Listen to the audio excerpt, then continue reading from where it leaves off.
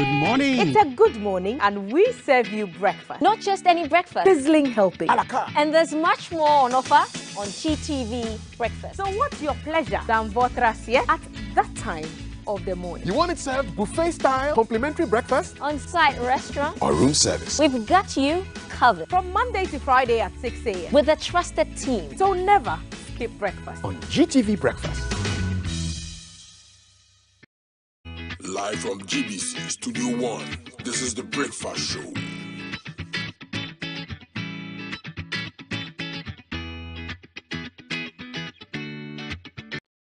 Live from GBC Studio 1, this is the Breakfast Show.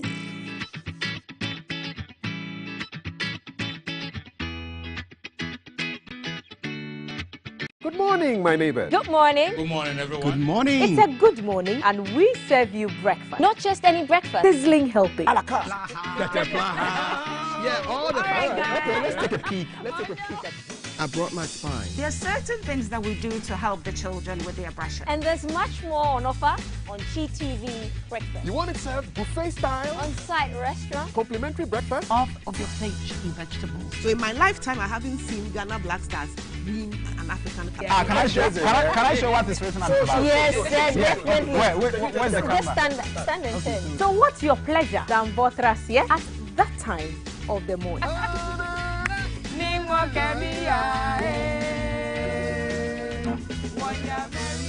So never skip breakfast. On GTV Breakfast. From Monday to Friday at 6 a.m. We've got you covered with a trusted team.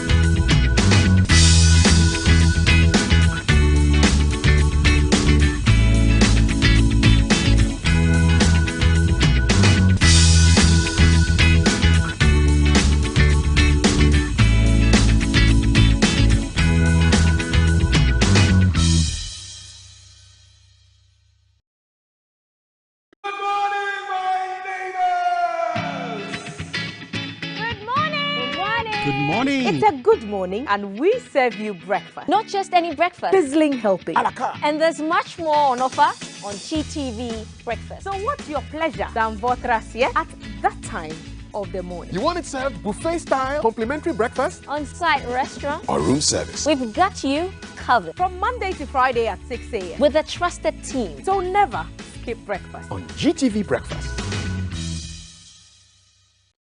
Live from GBC Studio 1, this is the Breakfast Show.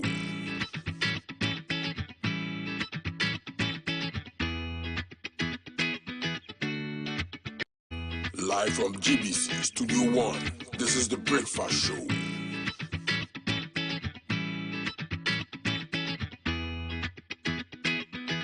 Good morning. Welcome to GTV Breakfast. And so today appears I'm a Lone Ranger today. I'm going to have to go and look for the rest of my team. But we're live on Facebook as the Ghana Broadcasting Corporation. We're live on YouTube as the Ghana Broadcasting Corporation. We are interactive on Twitter as the GBC Ghana and on Instagram as GBC Online. And so what does your day look like today? The second official working day of the week. What does your day look like? Are you going to work? Are you still on break? Are you going back to work today? What does it look like? Tell us. Tell me. The hashtag to follow is GTV Breakfast. The show is made possible by Awake Purified Water, Adonko Next Level Energy Drink, Shield Acrylic Paint, Lufat, responsible for the health check, which is coming up shortly, and then Cheesy Pizza, responsible for those sumptuous vouchers we get all the time.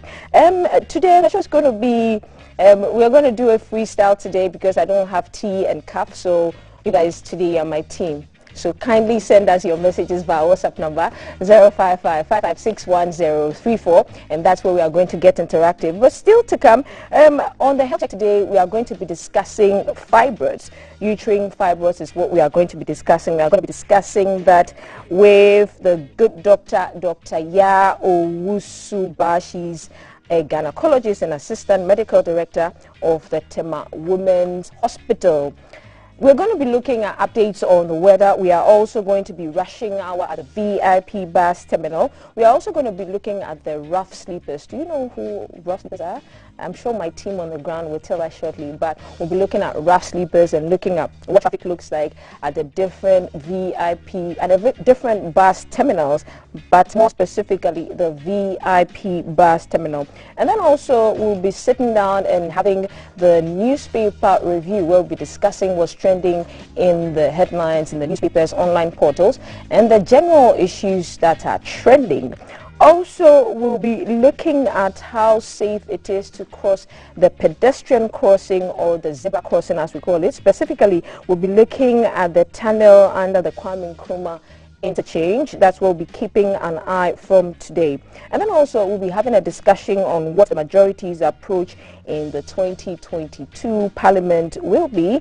And then on my side, which is the lighter side, the yellow couch, of course, will be unearthing talent. We'll be speaking to a gospel musician. On Wednesdays, we like to unearth talents, what people like to call underground. We like to unearth them and shine their light. The wisdom nugget for today from the good doctor, Dr. Kofi Osei Kusi, is stop complaining. So here on GTV Breakfast, we decided to take the month of January as new beginnings, and so we are looking to look over our lives, reflect over the past year and possibly the New Year resolutions, and how to keep, I don't know, how to make your weekend, how to make your New Year. I don't know, guys. Let me be truthful. I miss my team, man, so I'm trying to find my bearings. But bear with me. The hashtag to follow is GTV Breakfast. We'll take a quick break. When we come back, we are going to do a health check. We are going to be talking fibroids. So here's a quick break. It's a good morning to you. Good to see you again. And I can assure you, let me issue a disclaimer that nobody paid me to say this nugget, because I know somebody's going to accuse someone that, you know, they paid me to come and talk about this nugget. Today's nugget is please stop complaining. You know, a lot of people complain so much. But hey, let me say this first. It's okay to complain a bit. But if complaining becomes a habit, then it's a problem. If complaining is your habit, then I'm sure even you would agree with me that it is a problem. You say, why should I stop complaining? Nothing is working here and nothing is working there, and everything is bad and everyone is bad and what have you, and so on. I remember working in this place many years ago, and I worked with this colleague who was not a local. The person was an expat. And the person was living in Ghana with a spouse at that time. And this person was always complaining, about two things. One was complaining about where that person used to work in their country, this Western country, and so many issues there. And for that reason, you know, the person was working here right now. And the person is here, and the person was always complaining.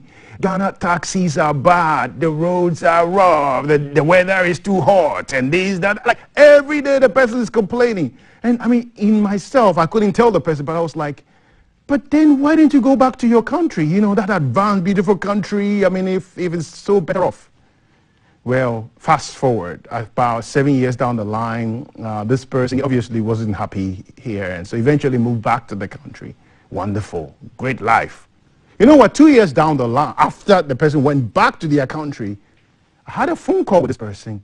And guess what? The person was again, and this is not working, and that is bad, and this is bad. You see, so the problem was not the location. The problem was the person. and this person was so unhappy, you know, was bitter, was always angry, missing opportunities, having all kinds of issues, stop complaining. Stop complaining will destroy many things around you. When there are problems around, you can choose to find the good things that are working. I like how someone put it. I don't remember who said this, but the person said, when life gives you 100 reasons to cry, show life that there are 1,000 reasons to smile.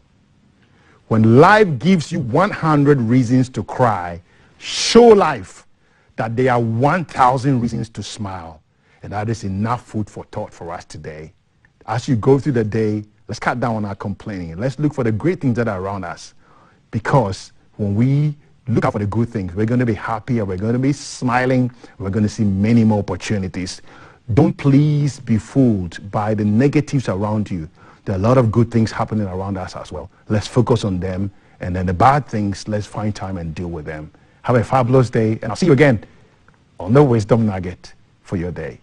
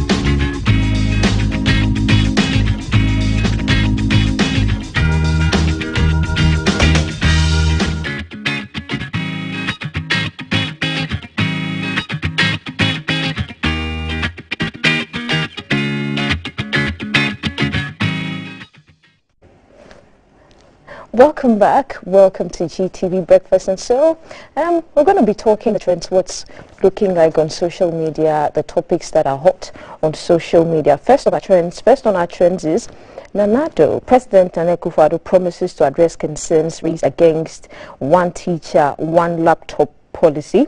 And then it says that President Nana Akufo-Addo has promised to address all outstanding issues surrounding the one teacher, one laptop initiative. Some teacher unions and stakeholders in the country's education sector have raised concerns about the initiative, which will provide laptops to teachers in Ghana on a cost-sharing basis. He spoke on the 53rd conference of the National Association of Teachers, where he assured that concerns on the initiative will be addressed. And so, Alan. Well, some have argued the president has been too long in coming up with whatever his point or his view is relative to this initiative. Indeed, teachers deserve it, but as to whether the state has to lump them on them and take the money source or whatever, that's another ball game altogether. And I guess stakeholders have a view, and the earlier they're listened to, the better for all of us, and then this issue can be put to rest. Sure is. Remember too that some teachers were complaining that the monies had not been paid. I mean, it's a whole... They are embarking on strike today. Exactly.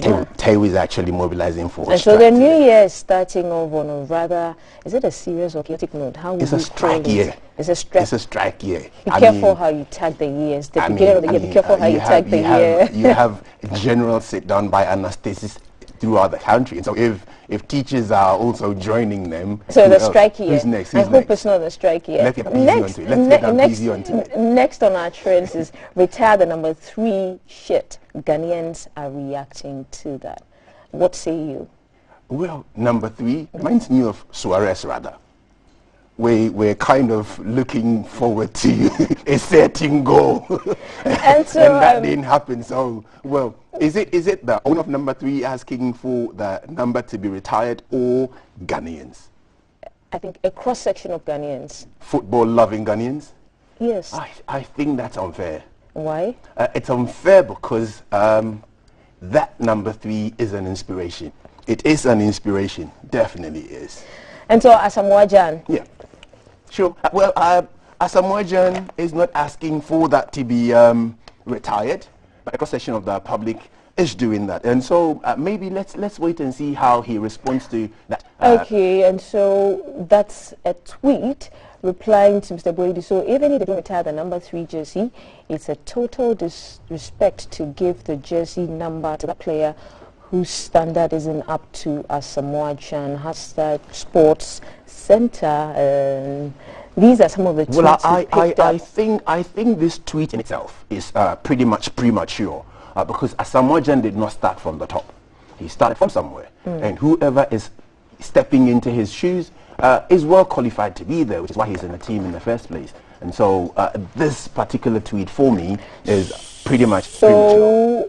The number 3 shirt is going to Philemon Bafour. Yes. And so that's what's causing the uproar. Philemon Bafour, Dreams FC, he's actually, you know, I would say pay his dues. He's paid his dues and he's earned the place. And so if he deserves it, why not? So you think we should just, I mean, Ghanaians should give him the chance for him to rise through. Is that not what it is? Absolutely. In any case, we can get Asamoah to mentor him even while he plays for his Dreams FC.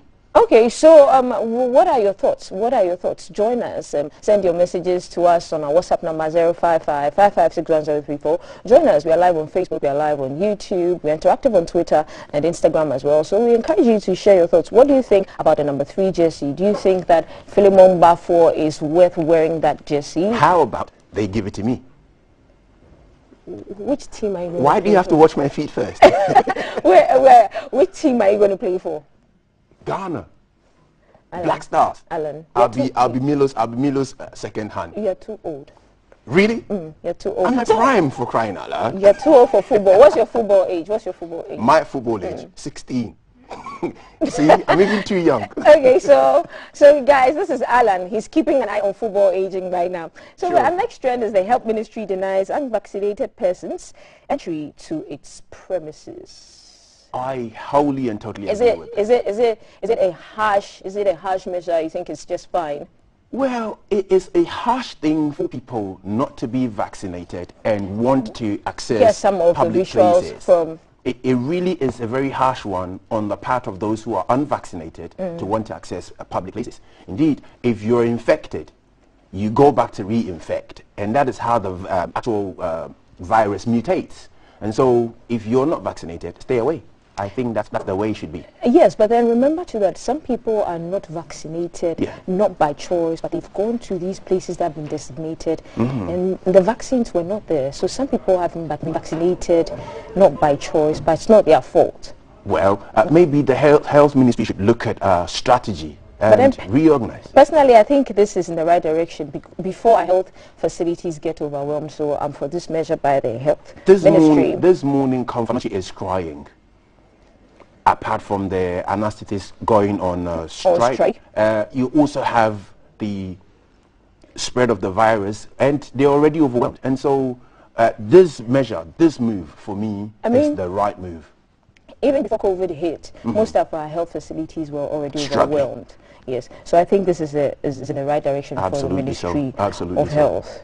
Righties, and so this has been our social media trends. We've looked at issues that have been trending on social media.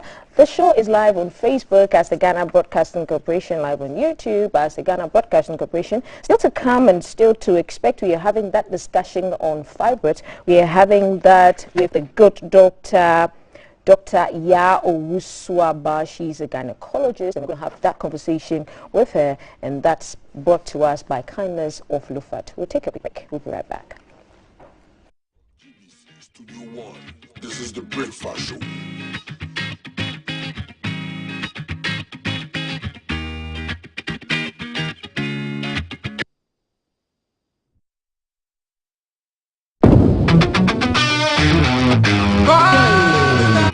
Live from GBC Studio 1, this is the Breakfast Show.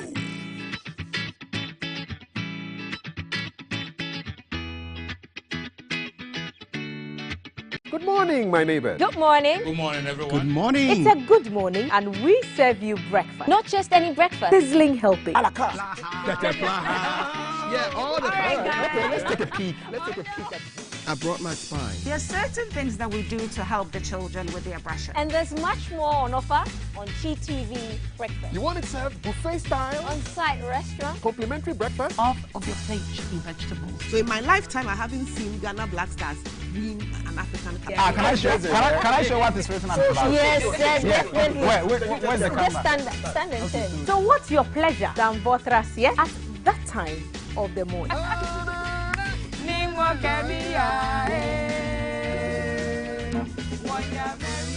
So never skip breakfast. On GTV Breakfast. From Monday to Friday at 6 a.m. We've got you covered with a trusted team.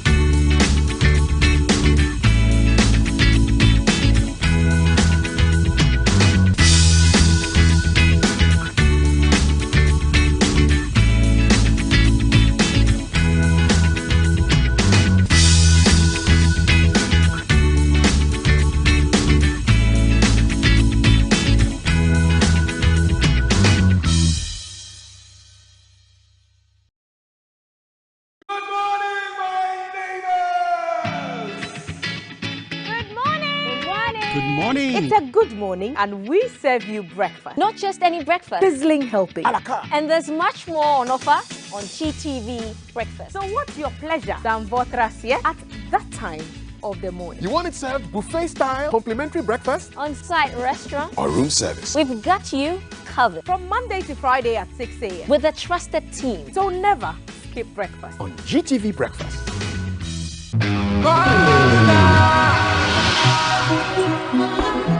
And they call me UJ. Oh, yeah, yeah.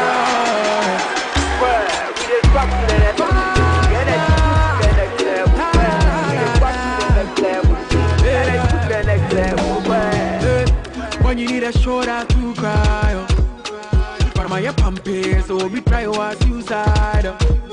Yeah, if I gon' be bygone, I didn't see what the bottom gonna do. We go straight to start. And I'll take you to next level. Oh, baby, oh yeah, yeah, yeah.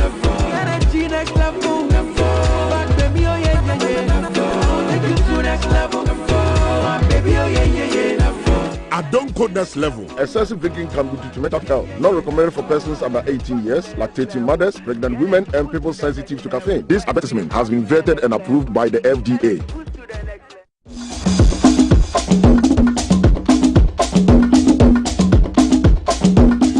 This is the Breakfast Show.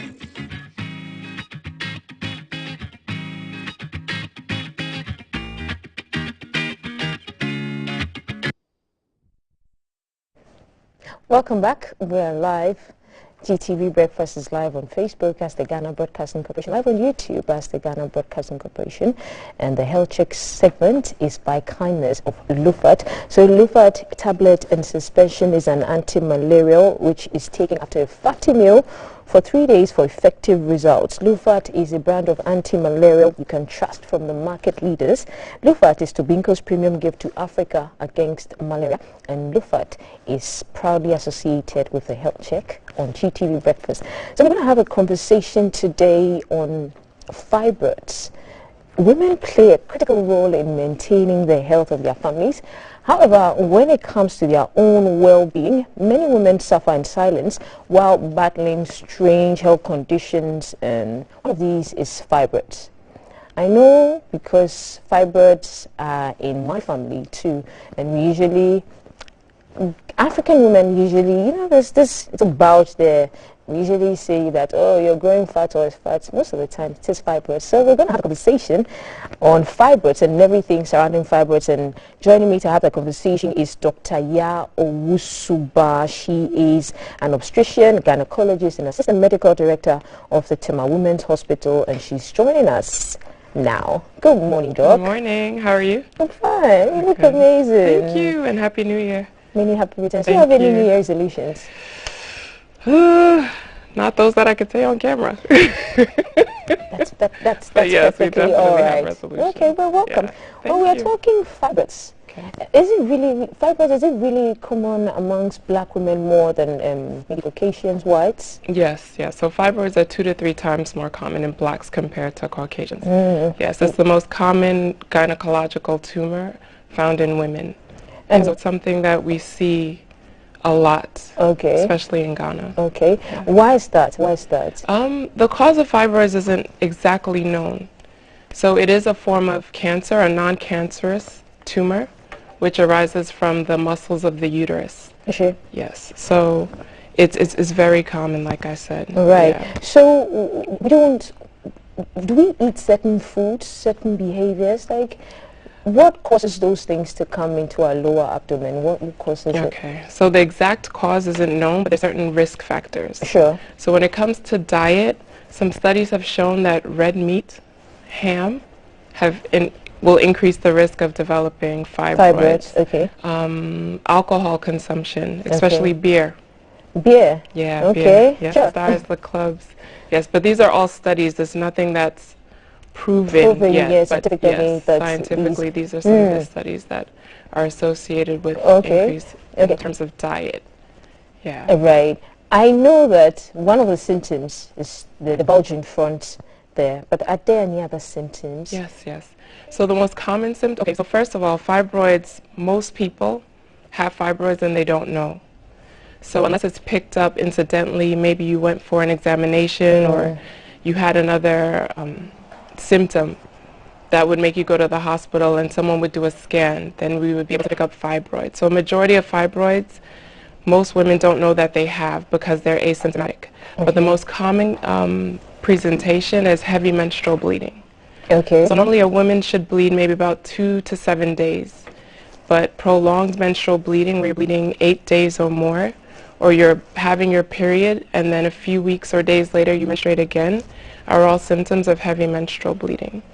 So when you bleed excessively, this can also cause you to become anemic. So when you start getting symptoms of headache, dizziness, easy fatigability, those are all symptoms that can occur. Right. Yeah. Some women also have severe pain when you menstruate. Yeah. So all of these, if you have these kind of symptoms, you need to go see your gynecologist so further examinations can be done. Sure. So how about if you menstruate, and there are some women who menstruate less than 3 days, is that a symptom as well? No. So 2 to 7 days is considered normal for your menstrual cycle. Okay. Yeah. And so how about women who menstruate less than, say, 3 days? Is that normal? Less than 3 days. So 2 days is still normal. Yes. So a day is not normal. So 2 3 days is normal. Yes. And that's not a symptom of having a fibroid. Most people who have fibroids will have heavier bleeding, longer bleeding. Yes. So the heavier your menstruation flow is, you might want to go and have it checked. So if you, if you menstruate and you have to change your pad more than 4 times in a day, it's considered heavy menstrual bleeding. Okay. If you have to change your pad or your tampon every hour, it's heavy menstrual bleeding. If you bleed enough where you're soiling yourself, it's heavy menstrual bleeding. Some women wear Pampers, diapers, because they bleed so heavily. Okay. If you bleed with big clots, that's considered heavy menstrual bleeding. Okay. But then could you also bleed heavily and not suffer from fibroid or not have a fibroid? Yes. So it's normal to bleed heavily too, but then it's not necessarily that you have a fibroid? No, so bleeding heavily is not a normal thing, but there's different causes to what can make you bleed heavily. Oh, yes, sure. But fibroid tends to be the most common cause. Okay, okay. So, I mean, we've had, there are myths and lots of concoctions and other things that when you actually go and look out for, you hear them. Can you drink stuff to shrink your fibroids? Okay, medically approved concoctions. Not that I know of, no. Okay. So I know there's a lot of medications that are out there, a lot of herbal medications that are said to shrink fibroids. Yes, but no, most of them can end up damaging your kidneys or your liver. So you really have to take care when you're trying to shrink fibroids. It's better to see a gynecologist so that they can advise you as to what to do in terms of the management and the treatment of fibroids. Right. But can the fibroid shrink by itself? The fibroid can shrink by itself, but it tends to shrink by itself when you reach menopause. So fibroids have a link to the women's hormones, especially estrogen and progesterone. So when those hormones reduce in your body, as in when you reach menopause, then the fibroids will tend to shrink on their own. Okay. Yes. So how about if you have a fibroid and you're pregnant? Yes, so fibroids can complicate pregnancy, but it can cause bleeding in pregnancy, it can cause miscarriage, it can cause pain in pregnancy, but a majority of women who are pregnant who have fibroids don't have symptoms. Righties. Yeah. And so would you advise to get, if you realize you have a fibroid, would you advise that women take out the fibroid before they try getting pregnant? Or no, it depends. It depends on the size of the fibroid, on the location of the fibroid, on the symptoms that the fibroid's giving you. So a woman who has a fibroid which looks as if she's 9 months pregnant, yes, that might cause complications when she's trying to become pregnant or if she is pregnant. Right. Yes, but if someone has a little small fibroid, maybe about 1 centimeter, 2 centimeters, no, they can continue a normal pregnancy, deliver normally, and not have any complications.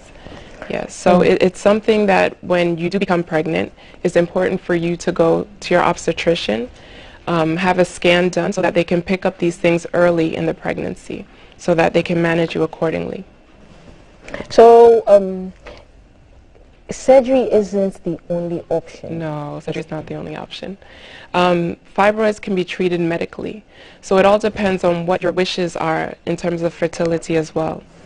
So like I said, if you have fibroids and you're not having symptoms, then you just go ahead and live your best life.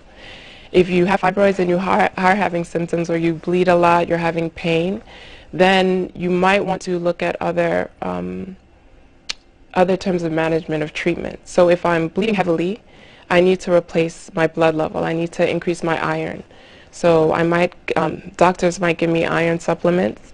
If it's pain, there's medication that we can give for pain. If those medications are given and still there's the treatment, you're not feeling any better, then we can look at doing something surgically for you. But it's not standard that as long as you have fibroids, you have to have surgical operation for Right. Does having fibroids cause sex after pain or sex during pain?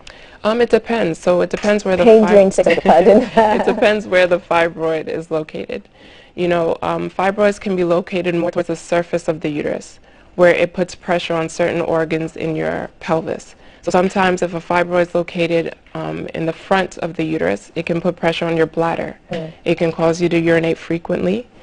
If a fibroid is located more towards the posterior aspect of your uterus, it can cause constipation. So depending on where it's located and how it's located, if you're having sex and there's deep penetration, you might feel a little bit of discomfort or heaviness after sexual intercourse. You keep mentioning where the fibroids are located. Where are they usually so located? Fibroids are located, they arise from the muscle of the uterus, right? So fibroids can be found more towards the surface of the uterus. That's called subserosal fibroids. You can have muscles that are, fibroids that are located in the muscle, which is intramural. You can have fibroids that are located more towards the cavity of the uterus, which is submucosal. You can also have fibroids that are hanging off of the uterus by a small stalk or pedicle. Those are pedunculated fibroids. You can have fibroids that are located more towards the vagina, around the cervix area. Yeah, so these are all the different places that fibroids. So in the cases where there's an ectopic pregnancy, do you have cases of fibroids that maybe come outside the womb? Yes. So if you have a fibroid that's located inside the cavity of the uterus, it can actually come out and be found in your vagina.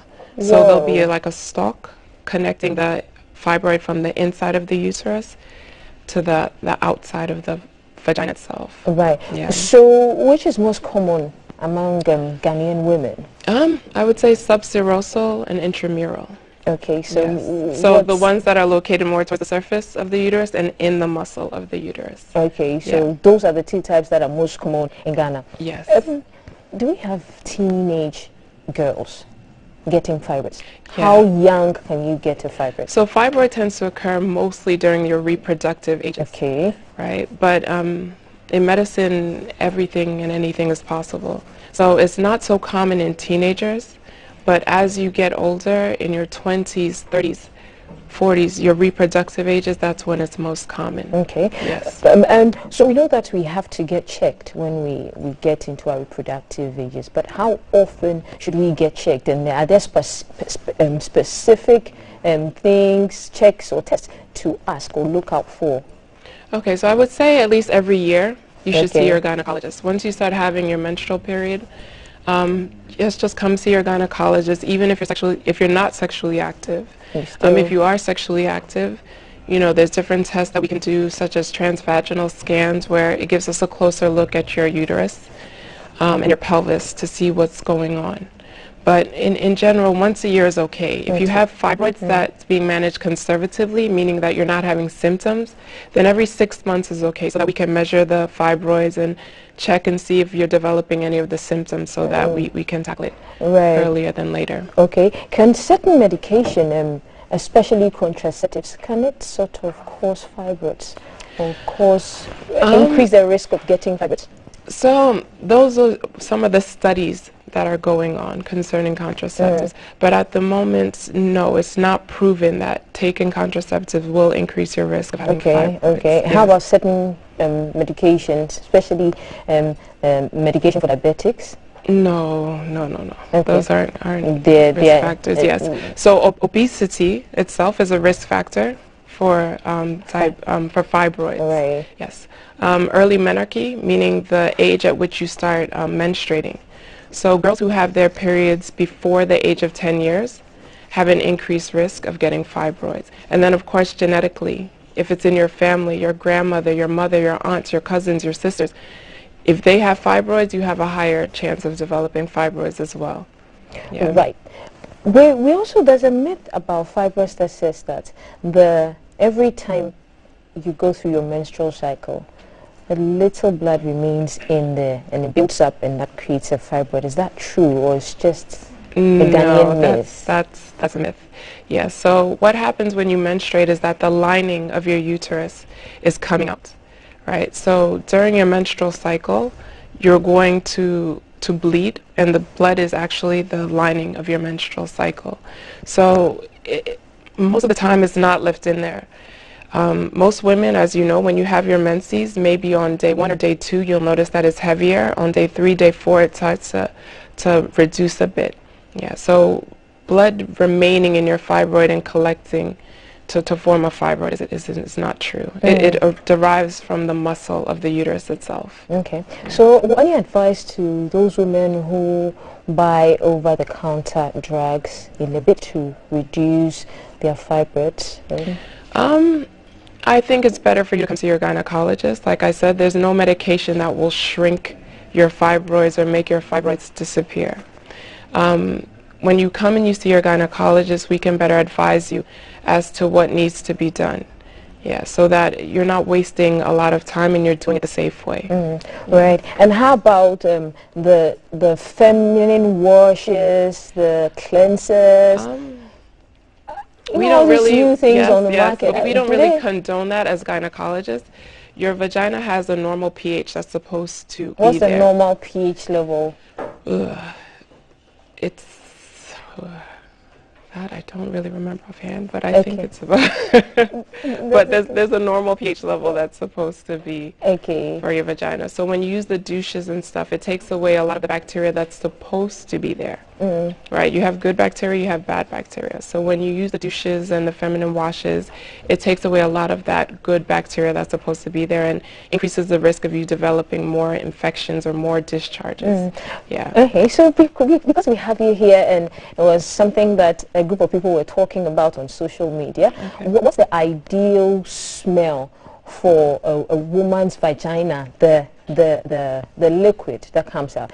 I hear the ideal smell is supposed to be fishy. Is it supposed to be fishy? No, it's not supposed to be Okay, fishy. So there will be an odor, but it's not a fishy odor. A fishy odor is more distinctive of a certain type of vaginal discharge. So normally during different cycles of your menstruation, you can have like a clear discharge. Sometimes it's a little bit yellowish, but thick, white, creamish, greenish discharges are not normal. Yes. So when you have those kind of discharges, all we need to do is just do a swab of your vagina, send it to the lab, and then it can tell us what kind of bacteria is in your vagina that needs to be treated, or if it's just a normal vaginal discharge. Okay. Yeah. So how about the women who sit on the rock salt and hot water? Does that increase the risk factors? Does it increase your risk of getting fibroids or disrupting the pH level down there? It would definitely disrupt the pH level, but for some procedures that we do gynecologically, for management post-operation, we do encourage them to maybe sit on some Epsom salt. Yes, but not just to sit on salt every day just because you're cleansing out your vagina. Right. Right, Doc. What advice would you give to the ladies and the women on how to keep clean hygiene down there and not smell like a fish? Okay, so like I said, you're supposed to have a normal type of discharge. A woman would know if something's not right down there. If you do have that feeling, instead of going to the over-the-counter, buying over-the-counter drugs, come to the gynecologist. Let's do a swab. Let's find out what it is so that we can treat it accurately. We don't encourage you to put your fingers into your vagina and clean around. Just normal water, just cleaning the perineum is fine. It's fine. Yes, not too much. You know that we were thought to like actually put lots of water, put your fingers in there, clean everything. It's something that's done a lot. You know, they put water with Savlon in it or Dettol and just squirt it up there and just wash around, make sure everything is clean. So that's wrong. It's not necessary. So it's just water for the surface, plain water, and it's fine. Yes, that's fine. Where do we find you? Where do we find you? So I'm on social media, and if people want to come to your clinic, where do we find you? Okay, so I'm located at Tema Women's Hospital in Community 11, Tema. And on social media, I could be found on Instagram. The name is Dr. Ya Owusuba. Right, Dr. Ya Owusuba. 3 tips, final 3 tips on how to keep hygiene down there, and then we're done. 3 tips. Yes. Keep it simple. You don't have to do a lot.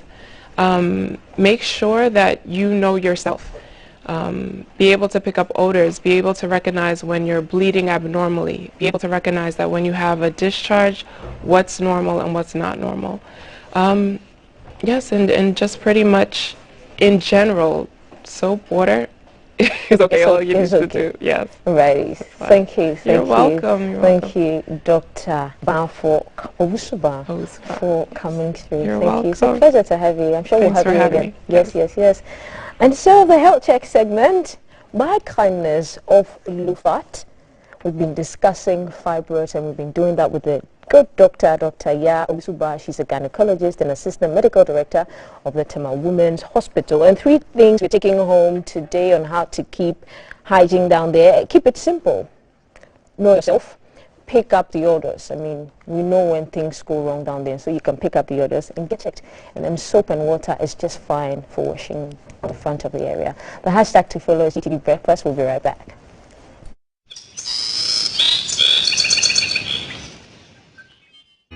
Live from GBC Studio 1, this is the Breakfast Show.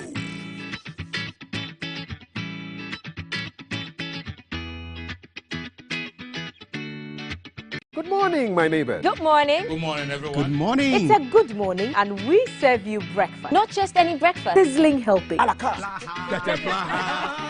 all the time. Okay, let's take a peek. Let's take a peek at I brought my spine. There are certain things that we do to help the children with their brushing. And there's much more on offer on GTV Breakfast. You want it served buffet style? On-site restaurant. Complimentary breakfast? Half of your plate should be vegetables. So in my lifetime, I haven't seen Ghana Black Stars win an African Cup. Can I show what is written on the box? Yes, definitely. Where's the camera? Stand and turn. So what's your pleasure than Votras, yeah? At that time of the morning.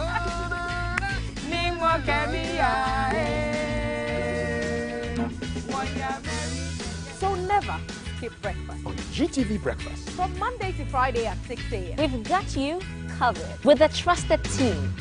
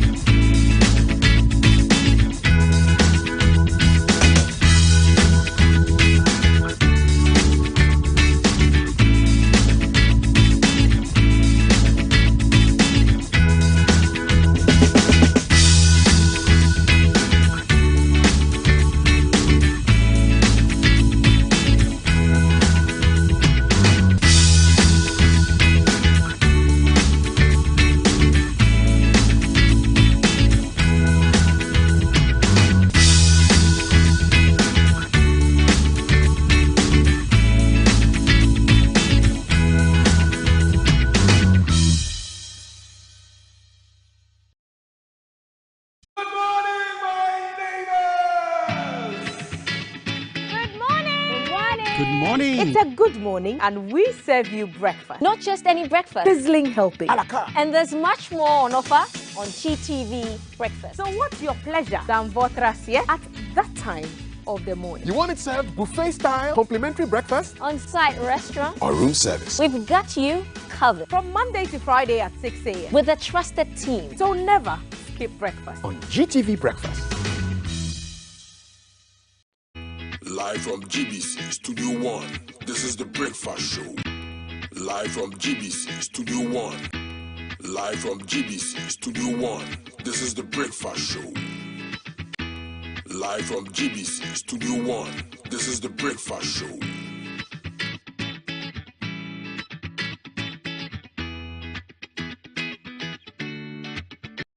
Live from GBC Studio 1, this is the Breakfast Show.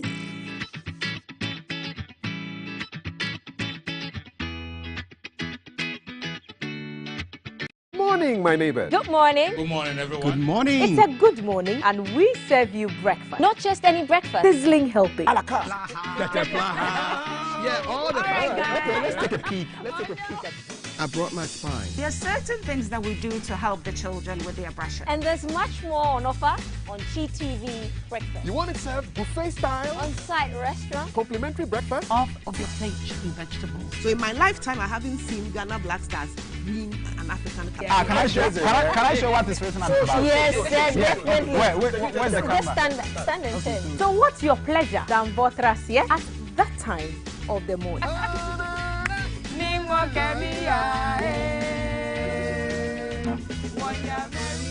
So never skip breakfast. On GTV Breakfast. From Monday to Friday at 6 a.m. We've got you covered with a trusted team.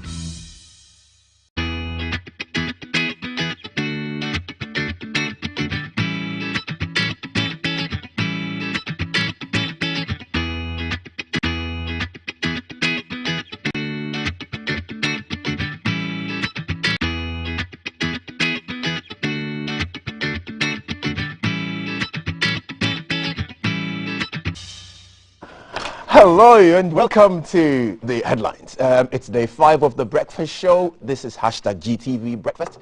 And, well, as you may have heard already, Tewu is in the news. And not just Tewu, but also there are other football AFCON coming up, and people are really gearing up to it. In fact, others are asking for that number 3 to be retired, even though a very competent young man has been found worthy of that jersey. So we're going to look at that among other things. But to kick us starting off, my guests for the headlines are the very finest, the CEO of finest, or one of the finest media brands and culture, as well as Heritage Pro, and, as always, his name, the King, Kosiche Dakwa. And to join him, or join me, deal with the issues and the newspapers, a man I have known rather from a very young age, and until very recently. Well, if you're a millennial, obviously you would agree with me that this is the man we grew up to see on our screens and watch every day, and some of us would definitely want to be like him when we grow up. We're still growing up. It's no other person. But I don't know if I should call him Inspector Bidiako. Oh, well, that's a province. So he's an actor. Welcome, gentlemen. Thank you. Well, the Daily Graphic, to start us off, goes out with a banner headline, rather, Homes for Teachers, 10,000 affordable units underway, and then you have Ministry of Health turning people away for not being vaccinated and accessing public places. And then you also have Reverend Dr. Markway asking politicians to perhaps for a day or two forget all about their parties and do what's in the national interest. We'll look at these and other stories. But yeah, let's go straight up and look at Homes for Teachers. To start us off, KKD, or do I refer to you as Kosi or King KKD? Homes for Teachers. Homes for Teachers. Long overdue. See, every nation must determine who they call key workers. And you need for key workers to be resident in every neighborhood, the affluent neighborhood as well as the not so affluent neighborhood. So you will need to have some people who work in transport, and not just administrators, but people who actually transport people to work, living in every neighborhood. So too you'll need nurses and doctors living in every neighborhood. And then you will need teachers living in every neighborhood. This is so because we cannot just pay lip service to the things we claim we love and respect. You know, say if you really want to see what people care about, follow the money. So if you see how governments or even individuals spend their money, you're able to determine the things they truly care about. We don't seem to respect teachers until the time that our kids need to be just shipped off to somebody to take care of their worries, and until it's time for our kids to write an exam, and then we realize we need to go and have a conversation with the teacher to ensure that the kids are doing good. But there has to be a national policy somewhere along the line, and these are things that should be done by the National Development Planning Committee, to say wherever we even give licenses for people to build housing, we need to make some spaces available for key workers, and teachers must definitely be amongst them. Carers for the elderly and the children must be among them. Transport, whether they're driving trains or they're driving taxis or they're driving trotros, must also be amongst them. And if we can do that, we'll see that our society is going to get better. Because if you don't have a teacher in your neighborhood and you have your children go for extra classes, you're going to have to transport them across class lines. And I say class lines because where are we? Are we in Kanda? Sure, yeah. Yeah. But you know the class lines of Kanda and Nima. You know, we like to say, okay, but the president lives in Nima. Yeah, he lives on the softer side of Nima. So get teachers' housing. How soft is that side of Nima? and well, he's right next to the station. Sure, cool. So that's quite. Oscar, let me come to you. Interesting. The story, considering the headline and then the content itself, there seemed to be a certain I'm not sure how to describe it, but disparity? the government has started rolling out a scheme to grant teachers subsidized loans for the purchase of homes at locations of their choice. Yeah, I mean, obviously this is a very welcomed initiative, you know, for teachers. I think government should be applauded for this. We all know what the housing situation is like in this country and the housing deficits that we have. And also to incentivize the teachers. I think teachers have been completely underrated in this country, undervalued, underpaid. And it's getting harder and harder to get people into the teaching profession. And once we're moving towards providing quality education, we do have our free SHS and all of that, yes, but you've got to find ways to ensure that we have quality teachers who are well sensitized and that they will stay within the system. You have many professions these days that, you know, job security is exceedingly low. I mean, how do you keep workers on? Has been a very difficult thing, especially in the public service. So I think kudos to government. I hope that it will be implemented in the right manner. And we will be able to ensure that going forward, the bedrock of this nation is going to be based on education and quality education. So yes, that's the way forward. Would you rather we have the Ministry of Works and Housing leading the charge, or that a form of PPP is introduced in driving this whole teacher housing agenda? Well, I'm not sure of the combination you're going to look at, but I mean, yes, I mean, works and housing would be involved, I suppose, and obviously to get PPP involved. It's all about choices. I mean, you're talking about providing housing for teachers. They must have a choice. It's coming out of their salary. The deductions will come out of their salaries. Okay, so they must have a choice. But obviously, you're going to look at affordable housing, and it's going to be a question of designs, whether they are going to be apartments, whether they're going to be, you know, single units and all of that. The details are not readily available for us. But I think if this should be through or carried out with the teachers concerned, and by that they probably have a say in where these housing units are located, how will that affect teacher transfers? Well, if I'm to deal with just the facts that you've so far stated, you're saying government is going to give them access to loans, I believe soft loans. So the matter of who is building does not even come in, because once they've got the loans, they can choose what they do with their loans.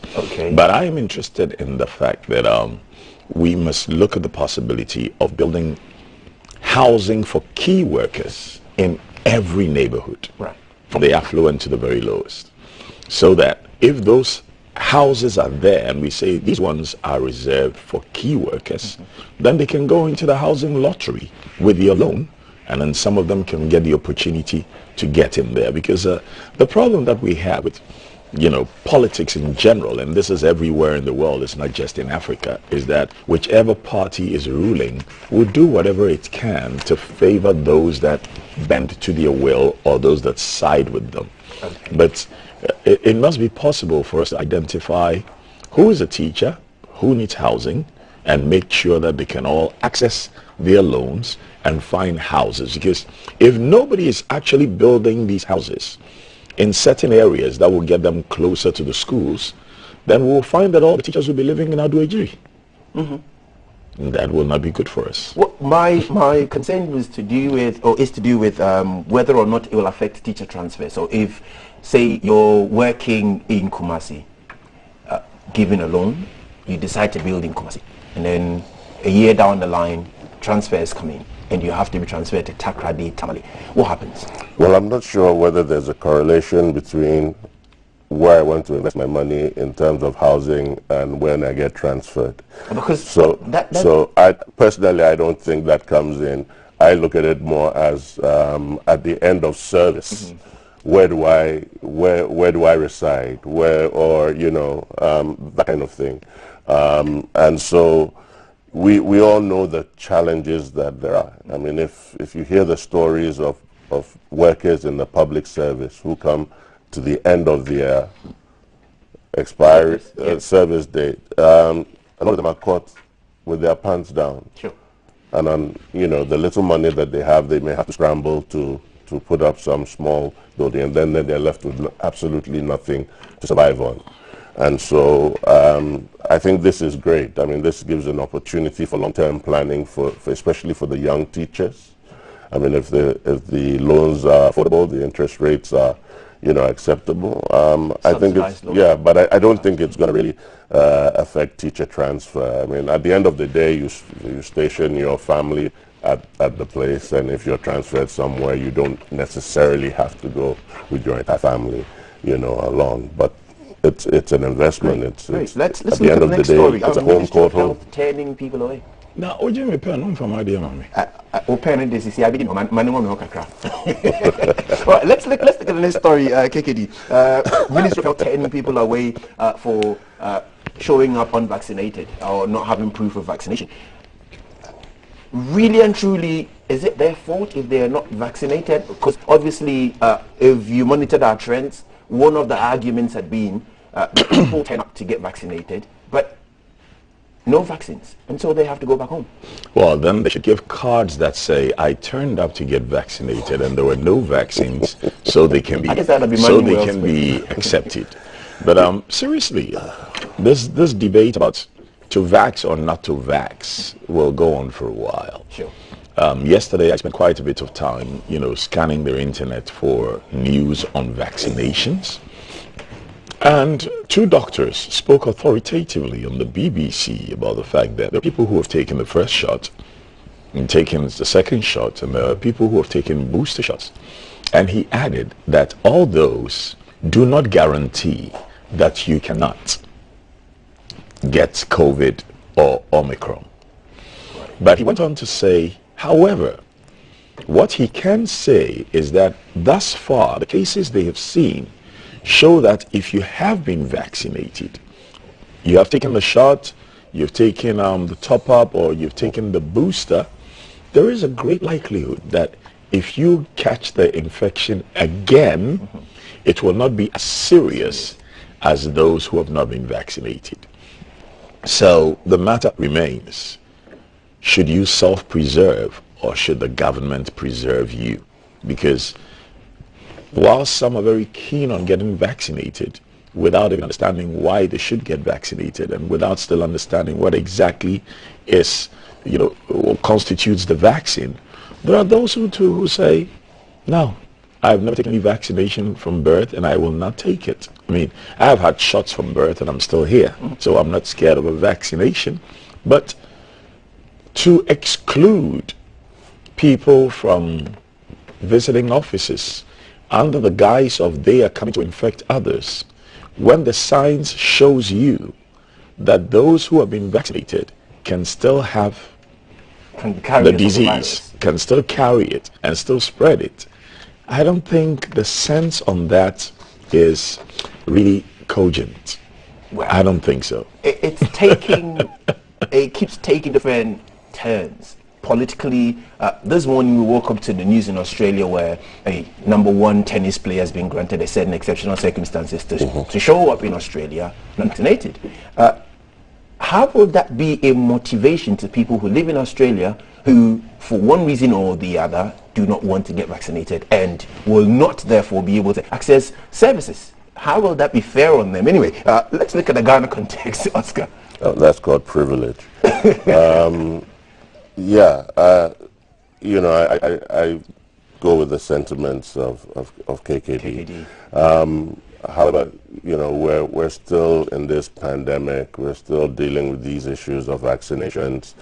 And I don't think that you should limit it purely to that. Maybe the people who can take the tests and show proof of negativity, and that should allow you to be able to go in. Because like he says, you can be asymptomatic, not show any symptoms, and you can still, you know, pass on the virus. So you're just trying to put in measures to mitigate, you know, as much as possible.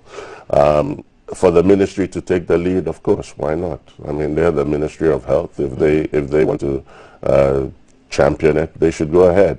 how to roll it out nationwide. I guess some people are going to court for issues regarding mandatory vaccines. Don't know where that got to. You're the journalist, so maybe you need to go and look that up. But of course, these issues are going to come up.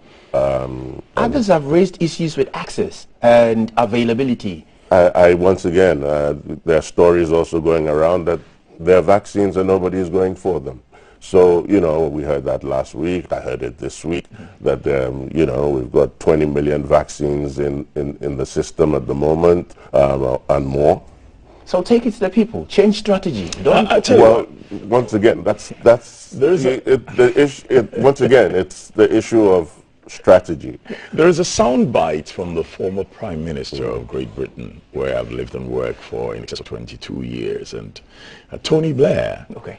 He said, look, take the vaccine. I mean, there have been medications all the time, and you've taken them. You haven't asked questions. So why are you asking questions this time? And, you know, listening to him say those words made me sad, because, I mean, this is a man who helped us go to war in Iraq. You know, so I'm thinking you don't have the moral authority to speak on this, to tell people what to do. But then also, there is so much mistrust with the very people who are pushing the vaccine. And that's my worry. I want to see more epidemiologists. I want to see more virologists. I want to see more general practitioners saying, look, you're my patients. I mean, I have 7,000 patients because we don't have a lot of doctors. This is what I know, and this is why you should take the vaccine. I want to hear that from my GP. I want to hear that from a national epidemiologist. I want to hear it from my national virologists. Those days where we just sat back and every time England coughed, and we catch a cold. Every time the Americans, you know, we say it's raining. Those days are gone. Now you must look to one of your own to question everything. See, trust, but verify. But as it stands, even the ones who are the most knowledgeable of the subject matter with us are just saying faith and hope. We might as well listen to the pastors then, because science is not faith and hope. No. Let's see, we go back to the issue of, you know, I mean, homegrown stuff. Yeah. And here we are. We're not hearing from, like you said, from our own people. I think we mentioned this a couple of weeks back. And we keep on regurgitating everything that comes from outside. By now, we've gone through nearly 2 years of this. We should be able to have enough data to tell us, Ghanaians, this is why you have not had this pandemic run roughshod on you. This is the data from the studies. From our studies. Continue on this path. Take this, take that, do this, do that. Well, At the moment, you're asking me to keep on injecting things into my body. Number one, you should understand that it is my body. You can't objectify Number it. two, I'm hearing that people have taken 4 boosters, 4 shots. We are even on number 1, number 2 here. We haven't crossed number We haven't crossed. well. We haven't crossed. Over there, they are number 4, going to number 5. And they're dying. And they are still dying. And they are still getting it. And we are not, it's not happening to us at that same rate. You have to understand the reasoning and the logic behind why people are skeptical about taking it. And that comes to the point where, you know, you need to make sure that the public education and the rationale is on point. But if every day it's wishy-washy, and I'm listening to international news, I'm monitoring, and I'm seeing the devastation. In Britain, 90,000 people infected every day or something. 1 million people a day in America. And then Ghana, you come and hear that only how many? How many people? 1,000 and something. And you want us to be mandatory. I'm thinking, hey, man, this mathematics doesn't add up. We locked down when we had only 2. But at the end of the day, use your common sense and your wisdom. And you know what, my brother? You know That's the bottom line. Everybody needs to go and see Terminus. The new movie you're in. I haven't seen it yet, but I've had discussions. No, it's not out yet. And I can't wait to meet the producer, director, and writer, because the brain power that he has put into that movie will wake everybody up. up. See, people think, you know, you're great because you've gone to school. Just because you've gone to school doesn't mean you're enlightened. It doesn't also mean you're educated. You must ask questions, question everything, trust but verify. You know what? There's another saying. Those who create the disease often sell the remedy. Sure. Why is it that I'm hearing more people who are involved in making the drugs being the ones speaking for the drug? Epidemiologists, virologists, family doctors. Do you see a lack of leadership in terms of this whole vaccination agenda? I see a lack of knowledge, and we are not willing. See, when you work in journalism, one of the things they teach you to say is that when you answer questions that have nothing to do with the corporation you work for, start by saying these are my own views, not the corporation's views. Absolutely. Right? That's where we move on to. So I am hoping that the doctors can say these are my own views, not the Ministry of Health views. Sure. So we can hear the truth. Absolutely. We've seen the fights. We've seen the drama. We've seen the brouhaha over whatever policy or policies they're rolling out. We've had different sides of the divide speak to the issues. Now we have the clergymen also jumping on board and asking politicians to be non-partisan and focus on national interest. KKD, is it the right time?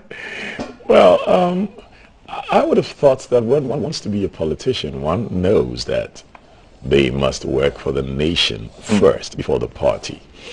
I'm studying for my PhD, and I have some Chinese colleagues on the program, and they told me something very interesting about the thinking of Confucius and the thinking of China as it stands today. That whatever it is you do, it is nation first, not family first. It is nation first, not friends first. The reason being, when you place family or friends first, you can hurt your nation. But when you place your nation first, you cannot hurt your family and friends. So if whatever party you're in, remember, you're formulating policy, you're making laws, you're pushing an agenda for the betterment of the nation.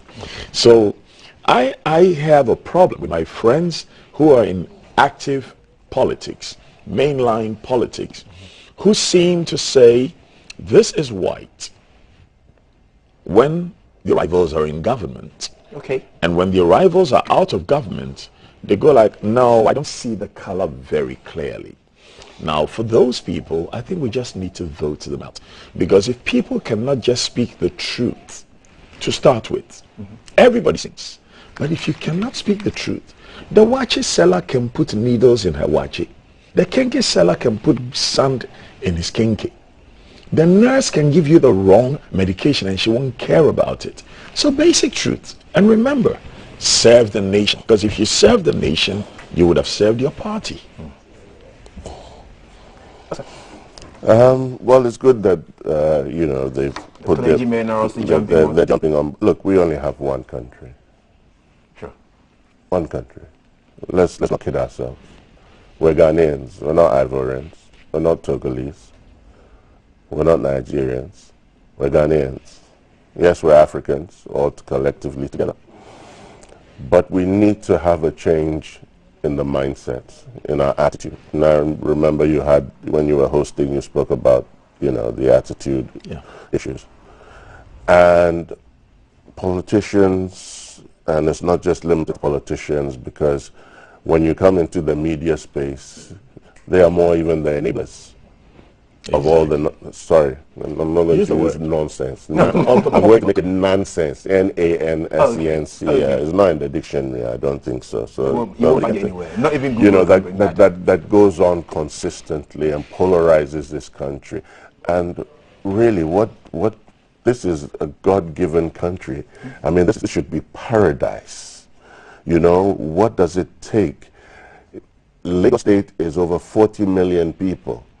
Lagos State alone, that's more than the population of the entire Ghana. Yeah.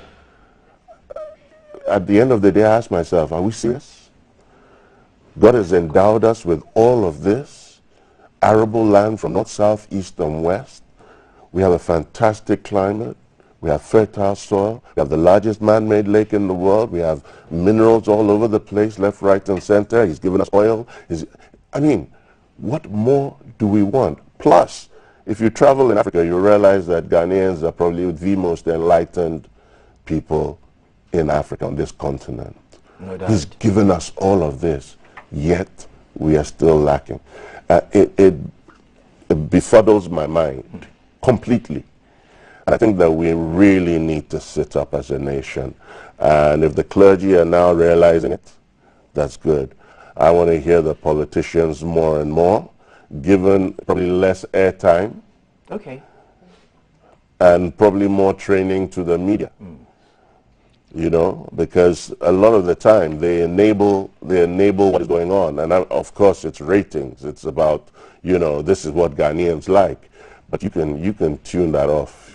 I think that when you look at the comments that come in onto this program. On that note, I'm going to go to Valerie for some. You know, I mean, we come back people to are you. tired of the politics. Okay, so do I say Val or pocket size maybe?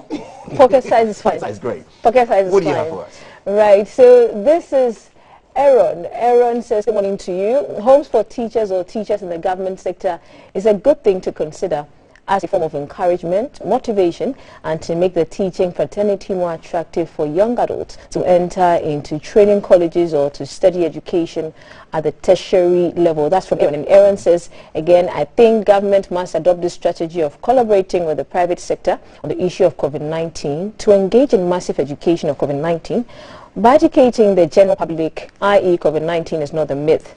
Neither a strategic means of doing politics or a way of deceiving people, but COVID is real, is killing people silently without mercy. Thank you, Aaron, for that. And malaria is killing people. This is from Ishmael. Good morning. I believe the basic argument and logic is that when you are vaccinated, the possibility of being infected and getting severe and the possible death is very slim. I believe it's better to be vaccinated to avoid spreading the virus. A lot of medical experts have spoken enough to alert us on the efficacy and the safety of the vaccine. Thanks. Okay, this one is talking about our trends. That's earlier. Richard, we've seen your message, but we cannot, your language is unacceptable, so I'll only read the top. It says, KKD and Oscar, thank you very much for your analysis.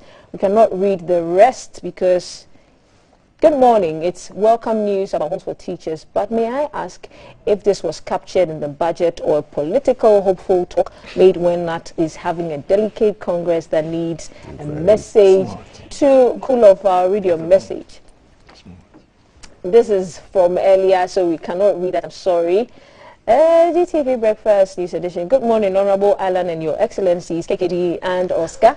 Your deliveries today are seriously on point as always. What I see is, 1, as a nation, we have no love for each other. 2, no vision for our future. Terminus. Okay, dog, and that's all by way of messages here. Throwing the ball back to you, Alan. Most of what we had is from the earlier conversation on health check. So okay, thank you very much, Valerie. Okay. One more here. All right. Please ask the presenter to address King KKD as Nana KKD. Okay, that's it, Emmanuel. Okay, back to you, Alan. Thank you very much, Emmanuel. Nana KKD. Right, that's great. There was one comment, Val. Let's look at that again. Which one? Whether or not this whole teacher move is to something it's a political in the point budget or a political, knee-jerk thing to perhaps. Yeah. So this is from Prosper Yao. Good morning. It's welcome news about homes for teachers. But may I ask if this was captured in the budget or a political hopeful talk made when NAT is having a delegate Congress that needs a message to cool off? That's from Yao in Adenta. I saw you not immediately it was read. I can't respond to that. I haven't read the budget in its entirety, so I only hope that it is in the budget or there's some allocation for it. If not, then it's a very pertinent question that he's asked.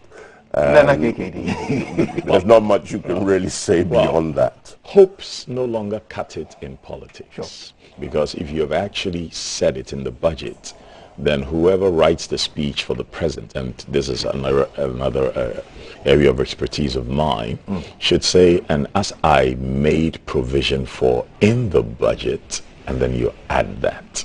But to say it without that, then whoever is the speechwriter has failed the president. I think we haven't got the full repertoire of the speech. So it's very difficult to so let say. Let me land. The important thing is I listened to when it was said.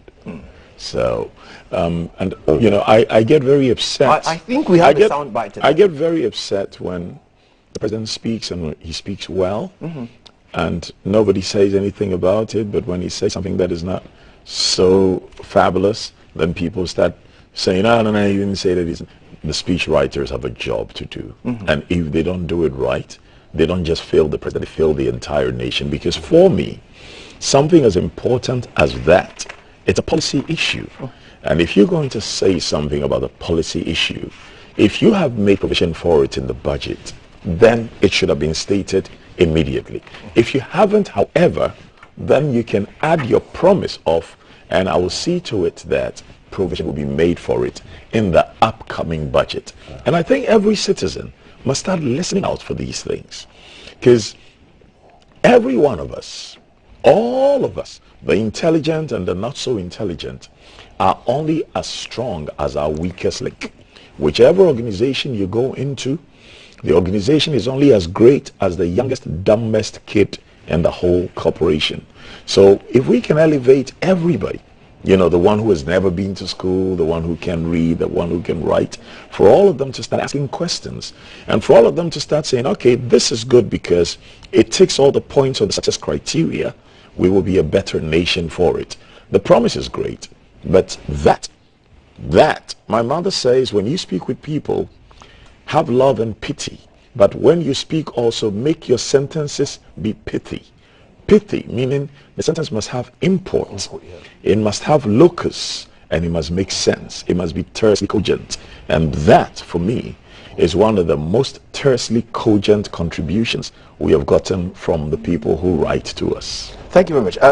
Oscar, let me come to you with the story. I would still, you know why I say what I say. Yeah. So we're not here to be judgmental. Not at all.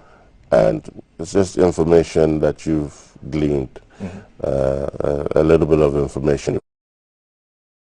The reason why GBC, you cannot do breaking news is why. Why can you here at GBC not do breaking news? Well, we need to check, double check. You need to verify. Check. That's the principle here. So I wouldn't want to tread on that path of being judgmental when I don't have the full facts with me. That's my only point. Everything you say, absolutely on point. Everything that says, absolutely on point. But when you don't have the full facts, and we've seen it before in this country, and I don't think GBC should be that platform for this. Not at all. Thank you very much. Anyway, let's move on to the next story. ICU implores workers to do away with negative tendencies, and this is the content of the context of this particular headline. The General Secretary of the Industrial and Commercial Workers Union, Mr. Morgan Ayawine, has implored workers or employees to be more industrious by forging closer ties with employers for better output this year. Really and truly, this is because for him, COVID-19 has rather had a very tough one on employers especially. And so then people should not think I'm helping him make money, but rather he's helping me meet my needs. What do you think? Well, hand go, hand come, I guess. I mean, look, we all have to recognize that we're in a serious place in this nation's history, and our economy is in a place. Businesses are down. COVID has taken its toll. This is a time that both the employer and the employee have to, just like the politicians, work together to make sure that we maximize our productivity going forward. Gone should be the days where it is solely about a sort of slave economy. You know, that kind of thing. And I think that you'll find that if you speak to a lot of workers, they don't feel that they are part of the businesses that they work for. They feel that they're being used and abused. And so I think it's important that, you know, employers make sure that they bring along their workers, you know, in such a fashion that they should be able to get the maximum out of them. And, you know, it's critical at this point. Sure. But KKD, you have spoken so much, Nana KKD, pardon me, you have spoken so much about attitude. Yeah. Attitude. Yeah. Do you see that playing out in this story? You know, I think that story is actually a page filler, as we say in the newsroom. You know, because there's nothing said there that shouldn't be said every day. Well, absolutely. Nothing said there that shouldn't be said every day. And so I was wondering whether you have other papers so we can go to the front stories, because yes, we do. You've gone all the way to the middle of a paper. Yeah, well, it's on my list, so I have to cover it. Bring some. But the attitude topic is a topic we that dealt with it comprehensively the other day. And, you know, it's important. It's at the center of our woes. Everybody needs to remember that this attitude problem, and I love the way Mrs. Pauline Adobia Dajawa and the former regional minister of the Ashanti region spoke on it. Yeah. Both of them very knowledgeable on the subject matter. Your attitude determines your altitude and your magnitude. And interestingly, your attitude is not picked up in school. Nope. It's charity begins at home.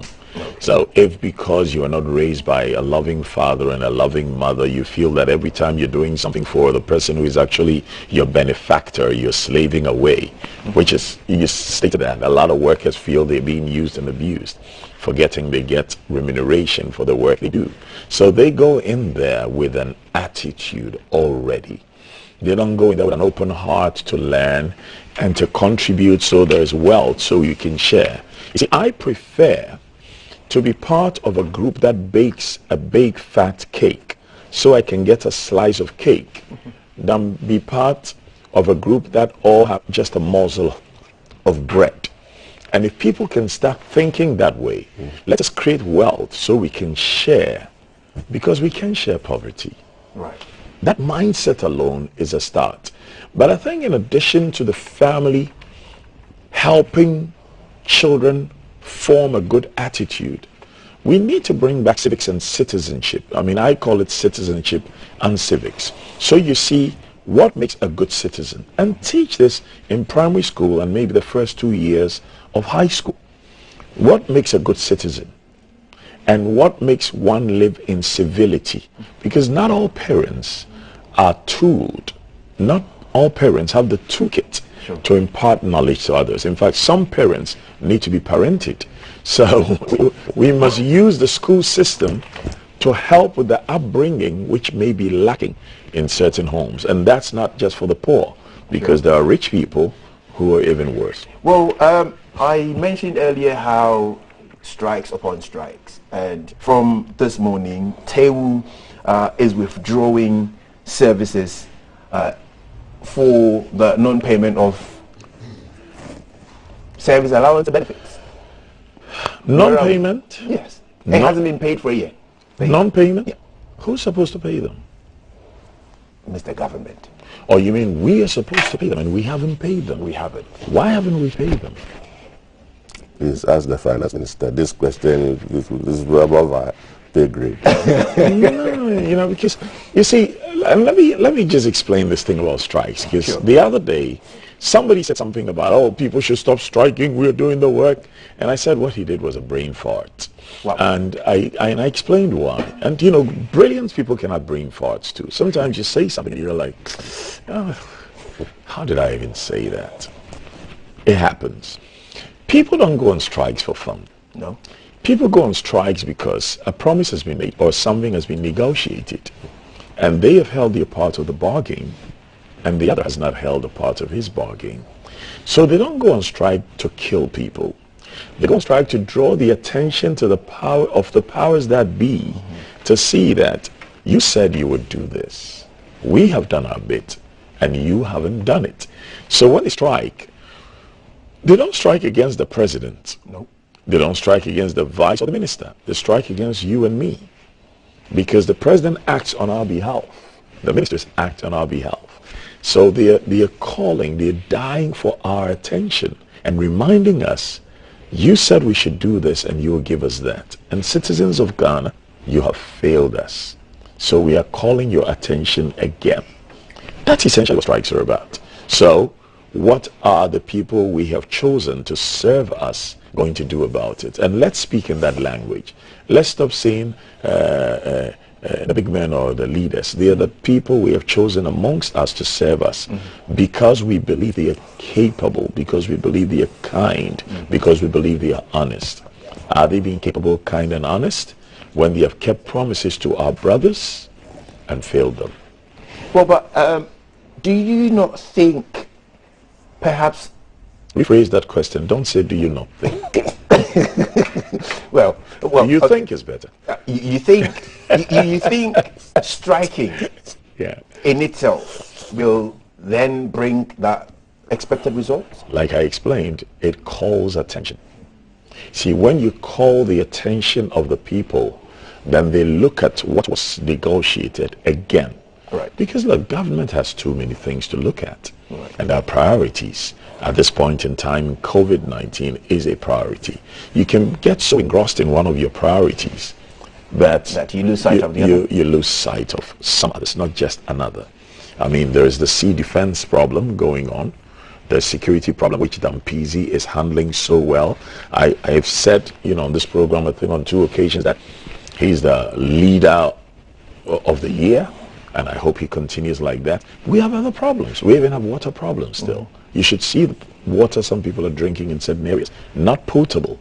But so when you have all these problems, you can lose sight of some others. So the strike reminds us, we are still here. You haven't done what you said you will do. People are put in places to ensure we don't lose sight. So if we have a man in charge of education, tertiary education, and until this time.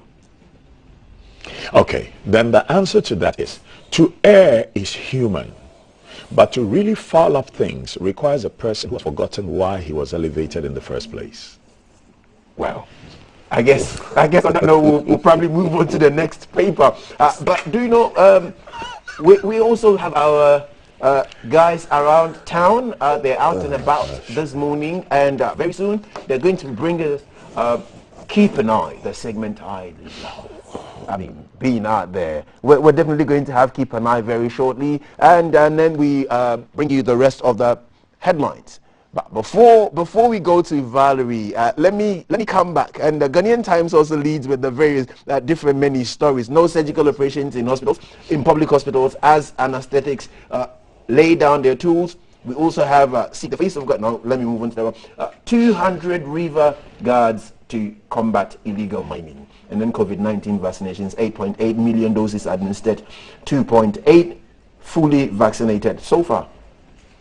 I think we dealt with the vaccination thing in the daily graphic, but let's look at this. I think Oscar mentioned however many we have currently and who is doing what. You have the Ghanaian Times saying 8.8 million doses administered so far in Ghana, 2.8 million fully vaccinated so far. Why should we have partial numbers when obviously we have an absolute 8.8 million vaccines or doses available? Yeah, but I mean, I think we've gone through this conversation 4 times, actually. I mean, there's a general apathy. I think just before the Christmas, over 1 million doses or so were destroyed because they were expired. Right. Yes. So I mean, clearly, in terms of the apathy, it's real. There has to be a massive public education campaign. You cannot let up. If you remember, in the initial stages of the pandemic, there was a lot of public education. It slowed down considerably because, well, people think that, we're surviving and nothing much is really happening. But from a public health point of view, you cannot let up with your public education. And we don't see that happening on a massive scale. Now, I understand in New York, they're actually paying people $200 or something to get a vaccine. And they're coming up with all kinds of incentives to do so. So it just tells you the magnitude of the problem. It's not just a problem related to Ghana, it's also, you know, out there as well. So so long as there's not a very strong, dedicated, massive public education campaign, this apathy may go on. So I can only hope that somebody's going to re-embark on that campaign. Needs to be checked. But before I come to you, Nana KKD, I would want us to move on to the next story. But let's first go to Valerie and see what's happening around town. Val. Yes. We're going to circle. Okay. We're going to look at the zebra crossings and the pedestrian crossings. Dankwa Circle? Oh. Dankwa Circle. Or Kwame Nkrumah Circle? I thought we were going to Dubai. Sorry. Sorry. Which of the circles? We'll be finding that out from DJs. Yes, so we're going to be keeping an eye and we're looking at zebra crossings. We're looking at if drivers are actually sticking to the rules. They're supposed to stop when they get to a zebra crossing. When you put your foot on the first line, they're supposed to stop. Jay is on the ground, so you're going to find out what he's doing with the zebra crossings and what people are saying, and so he'll be on my screen shortly. But remember that we are live on Facebook as the Ghana Broadcasting Corporation, YouTube as the Ghana Broadcasting Corporation, on Twitter we are the GBC Ghana, and on Instagram as GBC Online. Also you can log on to www.gbconline for behind the scenes, the videos you missed, the stories, the comments, and all of the fun behind the scenes is on our website, and some stories that you might want to catch up on as well. The show is made possible by Awake Purified Water, Adonko Next Level Energy Drink, Shield Acrylic Paint, Lufat responsible for the health check, and then Cheesy Pizza. Jay would be on my screen pretty shortly, and like I said, we're looking at pedestrian crossings. We're going to see if we are doing the right thing and if the drivers are also doing the right thing. What say you? Well, I guess it's on us to be careful. When we set our foot on the zebra crossing, drivers would not necessarily on this side stop for you. Sometimes they do stop, and then it's the Okada drivers who actually cause the mess, because when people stop, when the drivers stop and then you're crossing, and then the Okada drivers go behind, and so and that's Jay. Pretty excited to see him. So we are looking at that sign. Jay, good morning. I believe you can hear me. What's happening?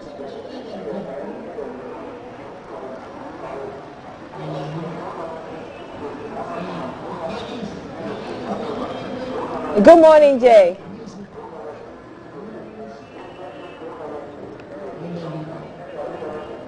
So from what I'm hearing, I think he's at the VIP bus terminal. That's what it looks like. That's where he is now.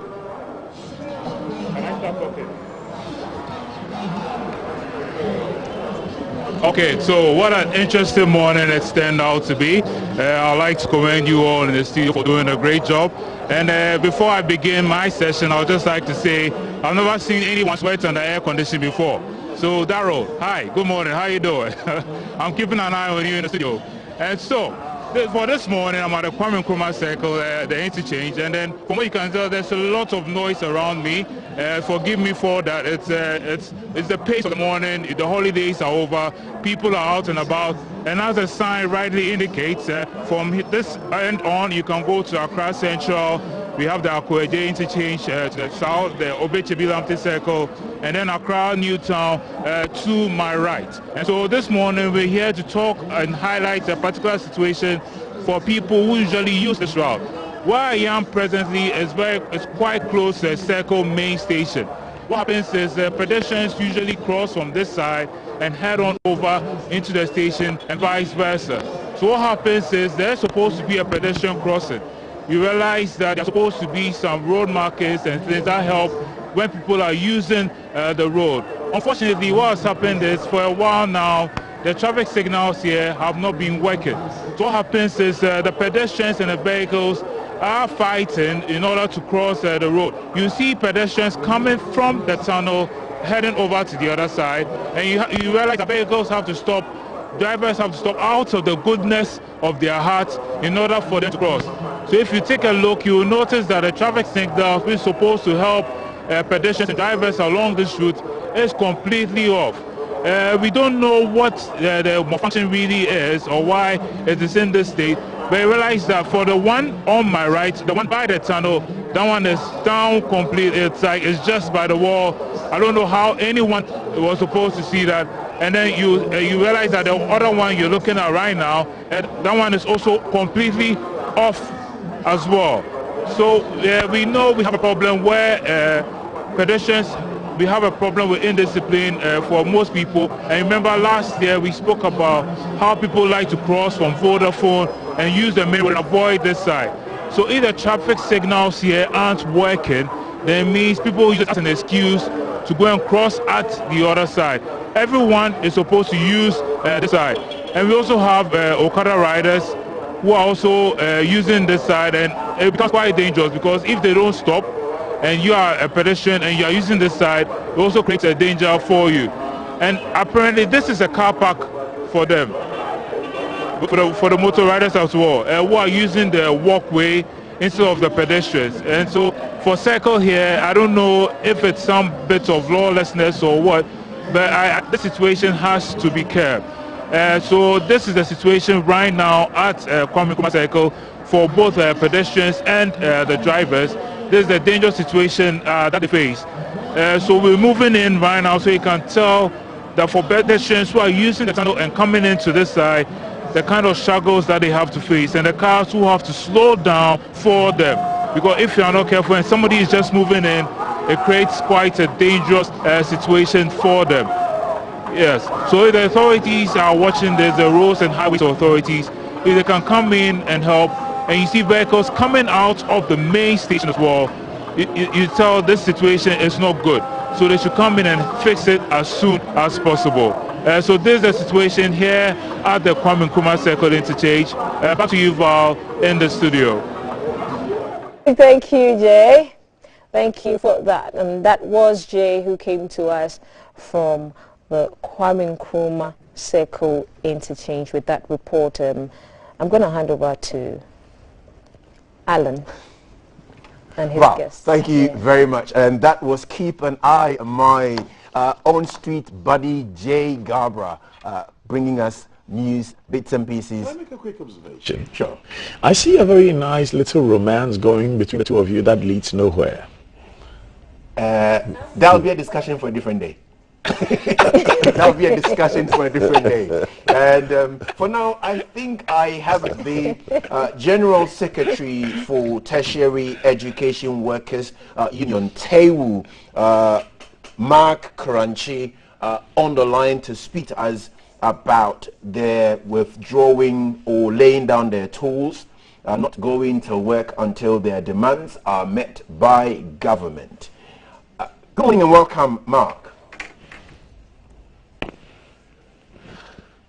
I don't think I have Mark yet. Do I have him? Good morning, Mark. Welcome to GTV Breakfast. Thank you for joining us. Quick one. You're withdrawing your services immediately. What and why do you hope to achieve with that?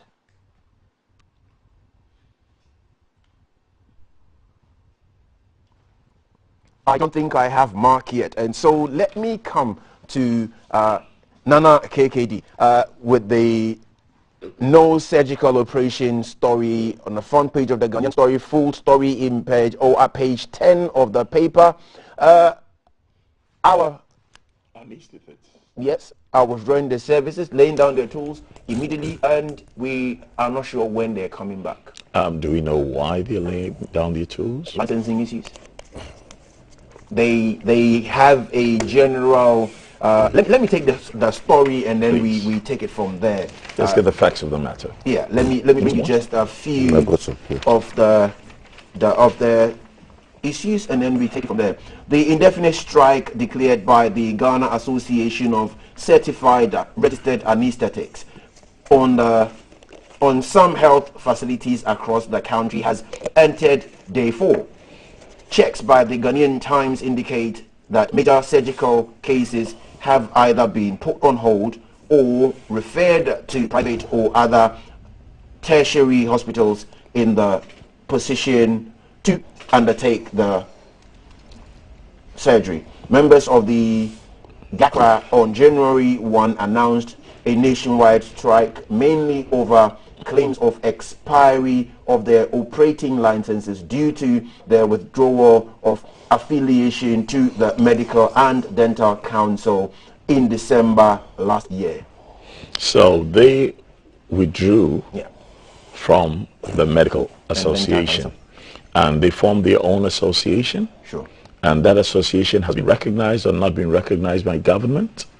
Because if we don't get the facts of the matter, commenting on it is really not going anywhere. You know, I want to understand why they cannot work. Because if the facts of the matter are not clear, and I don't know if the journalist who wrote the story has done a fantastic job, because this is the kind of story where you need clear bullet points, not just the prose, but you put clear bullet points there. You know, you didn't write the story, you're only reading the story, so that we can recap why they're going on strike. Now, if they're going on strike, I would be very hurt if I found that these very people who are on strike are also the very people who are working in the private hospitals where the surgeries are being done. I mean, Ghanaians need to understand that anesthetists are very important in that medical delivery system, because wherever you have a major operation, you need to be put to sleep. But if you're put to sleep with the wrong dose, you can lose your life. Absolutely. So they play a very vital role. Without them, lots of surgeries can't be done. So I feel very sad that this is happening. And I feel quite sad, too, that the Minister of Health, you know, can't have his team speak with these people and have this fixed. Sure. Whatever it is they are asking for, this is life and death.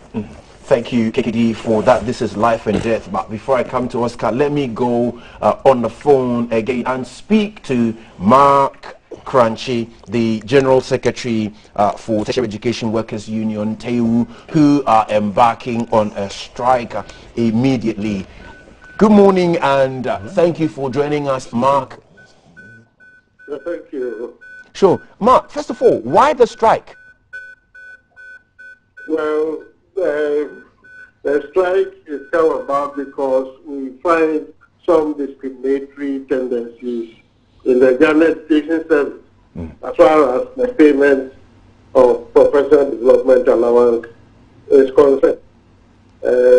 In 2020, when the Minister for Education came out to announce the payment or the approval of this professional development allowance, it was clear that this allowance is meant for all the workers in the Ghana Education Service. He went further to explain that teachers will receive 1,200 Ghana cedis for the year, and then the non-teaching staff would receive 600 Ghana cedis for the year. And in November the same year, 2020, they went ahead and paid 1,200 to professional teachers and 800 to non-professional teachers, leaving out the non-teaching staff. So we thought it was an error, and so we're doing a follow-up to get it corrected. But at the time, everybody was focusing on the national elections, both the presidential and parliamentary elections, and so nobody gave us any attention at the time, and rightly so. So we agreed to push the matter to the following year. In January, when we came last year, we're following up on this payment. Unfortunately, every minister says, I am only a caretaker minister, I cannot take decisions. And so we have to wait. In March the same year, last year, President went to Parliament and announced that payment has been made to both teachers and non-teaching staff, this professional development allowance.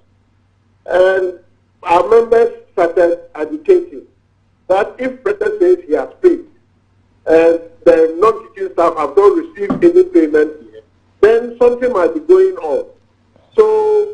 started doing the follow-up again and bring justification, write letters, do this, do that. We were not paid until again in November last year. Teachers were paid the second tranche of this professional development allowance and leaving out the non-teaching staff. And our members said, no, this cannot be the right thing to do. In any case, it was a promise made to all the workers in Ghana Education Service. And how come that teachers have paid and non-teaching have not been paid? So we wrote letters complaining about this discriminatory tendency, and we wrote to the Ministry of Education, we wrote to the Ghana Education Service, and wrote to Labour Commission. For the Ministry and the Ghana Education Service, even an approval of our letter did not come, meaning that the concerns, the non-teaching, is not their concern and their work. So we met at the National Executive Council meeting in December, and we took a decision that if by the close of the year this matter is not resolved, then we will have to advise ourselves. And so that is what has brought us to this level. Well, it seems to me, given what you have just said, that you have really very much engaged the authorities to ensure that at least everything else has been done on your part. What happens next if nothing is done as you expect? Well, I want to believe that we cannot sit and say we should lay down our tools and nothing will be done. I trust that they would act promptly, and rightly so. This morning we have received a call to come to the Minister of Employment for a meeting, an engagement on this matter. So I'm just praying and hoping that these things will be resolved. Otherwise, it is going to disrupt academic work. Well, Mark, we're praying with you, and hopefully this meeting should produce the desired or expected result. I know God will listen to your prayer. Sure. So, thank you very much for speaking to us on the matter of your striking this morning. Thank you so very much. Right, okay, so gentlemen, welcome once again. This is it. It appears that's what happens every now and then. I have a very little message for my dear brothers and sisters who get elevated into positions of authority. Don't make promises you cannot keep. And this happens in every government. Not everybody does that, but once you make a promise, you must keep it. See, I went to Presec Legon, and we made friends even with the watchman. His name was Gringo. Gringo's wife used to sell wachi at the school.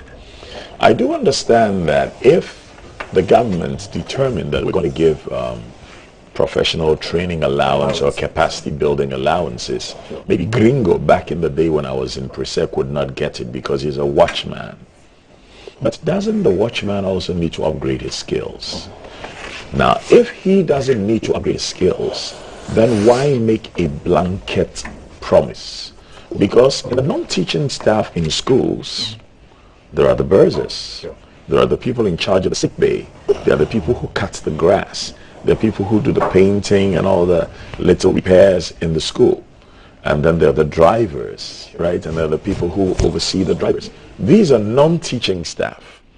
Now, if you say the teachers must upgrade their skills because they are the ones delivering the most important service in the school, shouldn't the auxiliaries around the teachers also upgrade? Sure. And if they should, why are you paying the teachers and not paying theirs? But if you've now decided that, oh, we made a bad promise, we shouldn't have promised that we're going to help these others because the only ones we really wanted to help were the teachers, then whoever made that promise should go and borrow some money from UT Bank if it is still there and go and pay all the people. Because when you make these promises, you don't make them as an individual. Like I told you, as journalists, we're told, when you speak, don't say, I speak for the company, I speak for myself. You should have told them you're speaking for yourself, because when you are wearing the cloak of a minister or the cloak of somebody from the presidency, You speak on behalf of all of us. So really, if the promise was made, pay it. And if there has to be parliamentary review, go and review it and retract what you need to retract. But generally, I worked in insurance, managing corporate medical insurance for years, and usually you don't reduce people's benefits. I pray this is sorted immediately just so that they can go back to work, because my fear is the effect or impact on students. We've just heard from them. They're heading to the ministry for further negotiations. This is the way things work in this country. This is nothing new. We've been here for the past God knows how long, and every year it comes up. So, you know, it will take a life of its own. I'm more concerned about the anesthetists, you know, because this is about life and death, you know, and when you have critical healthcare workers, you know, who are so critical to that thin line between life and death going on strike, then I cringe. I cringe, because there should not be a breakdown in communication and negotiation to that level. When you hear doctors going on strike and stuff like that, I mean, it's human life. You cannot bring it back. It just takes seconds. But it also takes seconds to react, to save a life. You know, so I hope that that matter will be solved immediately, and we will have a nation where critical workers like this will never go on strike. And they must either uphold themselves to a higher ideal than their personal gain, no matter how legitimate it is. Because maybe one day it's their own mothers that are being wheeled into that hospital who need that attention, who need that care. And it doesn't happen for them. We've just been through COVID.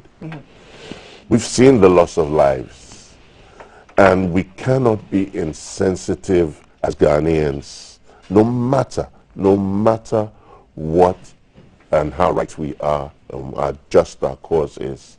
When it comes to life and death, you must hire. I urge them to Can I just to add rise something higher. to what he said? Because can we get to a point where the people who make the laws for Ghana have their salaries directly linked to the salaries of key workers? So if key workers don't receive their salaries, then they don't receive theirs. Because, you know, don't tell a poor nurse who is so poorly paid, who is still living in her uncle's property, who is struggling, that even though you're struggling and you haven't been paid, you should go to work, because you must remember your mother can die. When you know that the people who should ensure you're paid are still paid and paid all their allowances. So we, you know, as a people, what do we desire? Whatever it is we think we desire, let us not ask of it from the smallest amongst us. Let us ask of it from the greatest amongst us. Because if the greatest will get it, they will ensure the smallest will get theirs too. So can you imagine if the salaries of the people who make the laws were linked to the salaries of the non-teaching staff, to the nurses, to the doctors, and to the cleaners? Can you imagine how Parliament would function? It would be such a beautiful country. It would be great to see that. Thank you very much. Let me move across to Valerie for our social media trends and see what's happening, what's going on. Okay, so let's hear from our WhatsApp family. This is speech. This is by Ishmael from Kaswa. It says, speech by the president ideally should not contain the details of the policy which is to be implemented and whether they are in the budget or not, because the second ministers will definitely come out to the detailed plans and implementation to the beneficiaries, i.e. to their leaders and mother union. That's from... Okay, and this is from, it said 10,000 units for teachers. These units will still be given to teachers who already have accommodations. The rich always gets more while the poor suffers. NAPCO personnel haven't received their 4 months allowance yet. All payroll beneficiaries have received their salaries. And this is, okay, Bismarck, we are glad you are watching us. Thank you.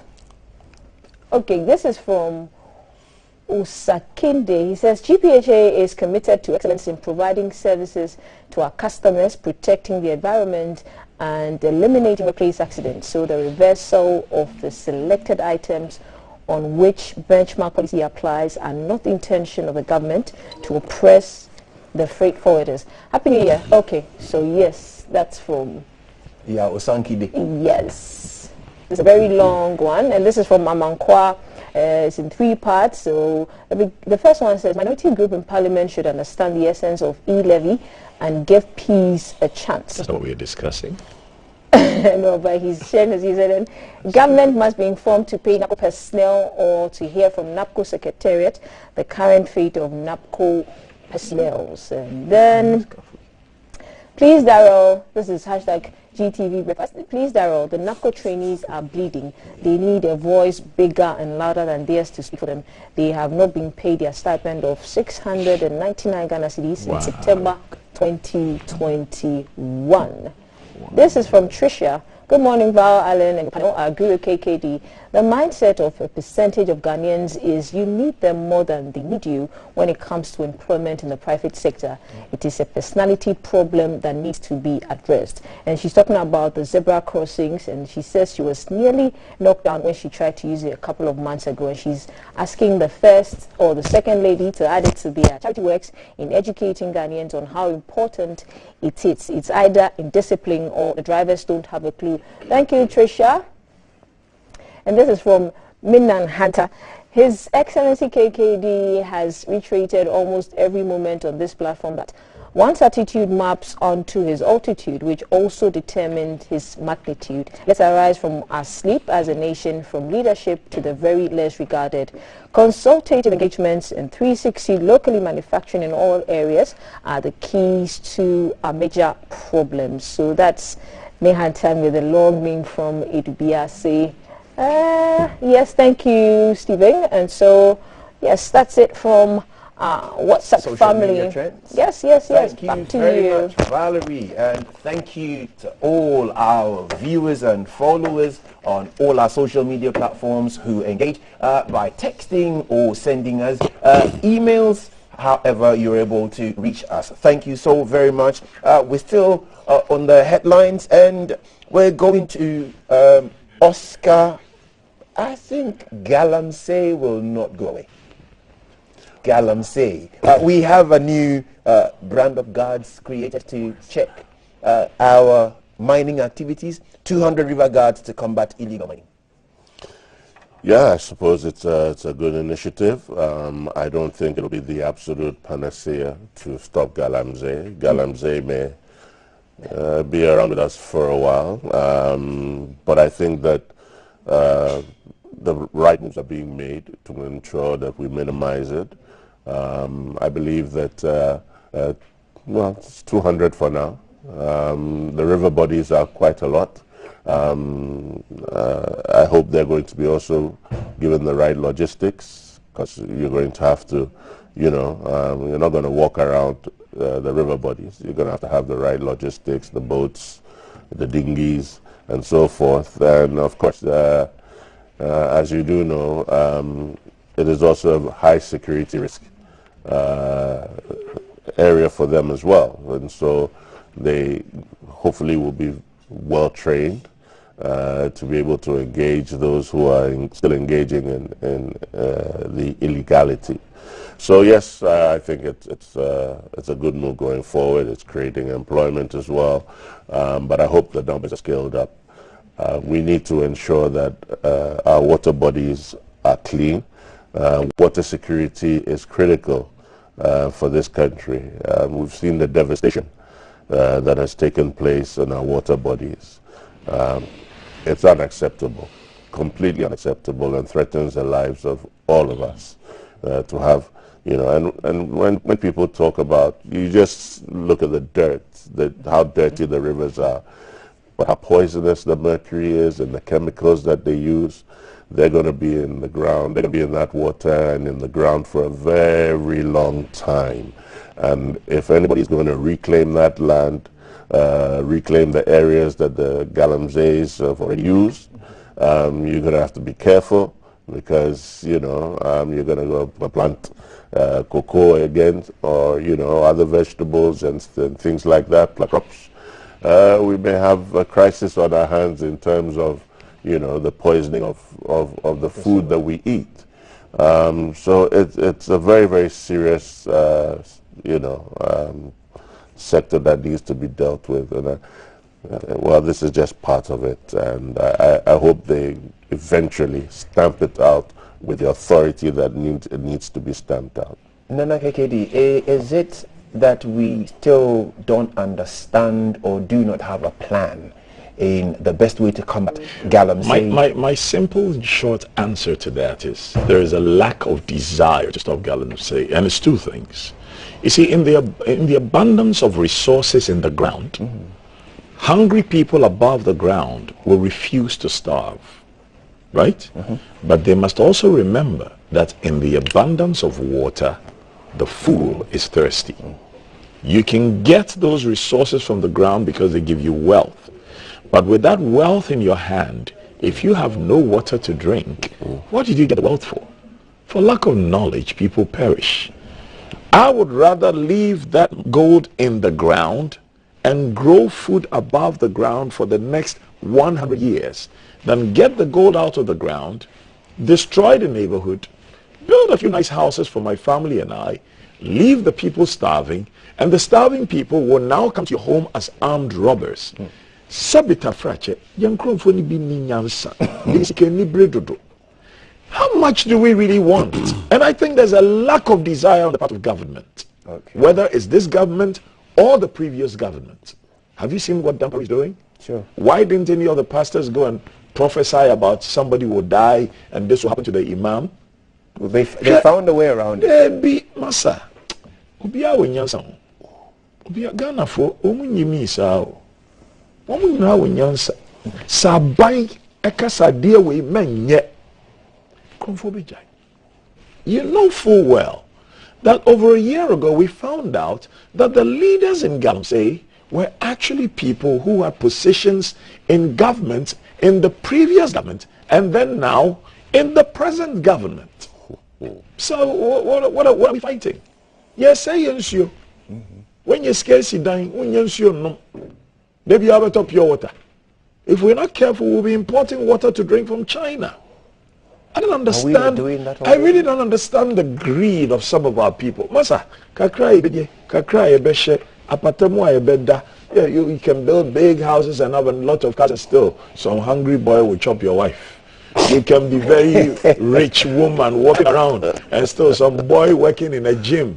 You know, please. This galamsey must stop. We've said it, we're singing songs. Aziz's son has made a beautiful jingle that we're playing on TV. There is a lack of desire on the part of government. It's that simple. We saw what? Tractors and equipment being burnt because the president said very clearly he doesn't want a situation that they will seize these things and then they will vanish. You know, but even for the president, a good man, a lawyer, knowing full well burning these properties is not a smart idea, but he doing it, it tells you I can't trust the people around me. I can't trust them, because if we confiscate these things and say we're going to give them to the local communities to use them, it be bayira. That is the truth. To err is human, but to really foul up things requires people who do not know why they were elevated into the positions they've gotten into. Ye pray enkwa, yem prisika, ye pray enkwa, yem prisika. Because between ye ska bebre, we yaria, ubewu, o hearing nam ho dianya, or dahotio. What's wrong with us? We're getting all the gold out of the ground. Look, I'm an Adansi. I come from Abidjum. I'm a royal Abidjum. We own most of the lands of Obuasi. Go and look at the neighborhood. For all the gold we've drawn out of the ground for how many years? Go and see.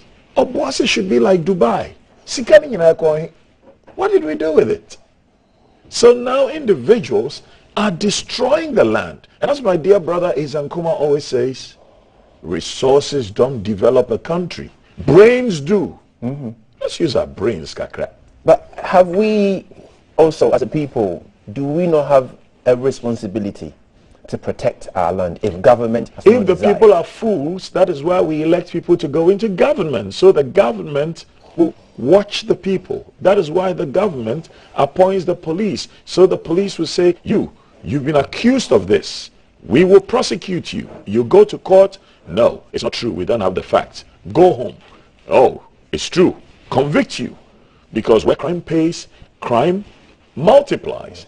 Is Galamsey crime or not? It is a crime. If it's crime, why do we know the people who were the big bosses of Galamsey? They walk around free, sitting in their big cars, and because of our folly, we are moved by people sitting in big cars. Wise man. He doesn't have a lot of wealth, but he has so much dignity. We need more young people to look at people like that and say, unfortunately, these people are all about Bugatti.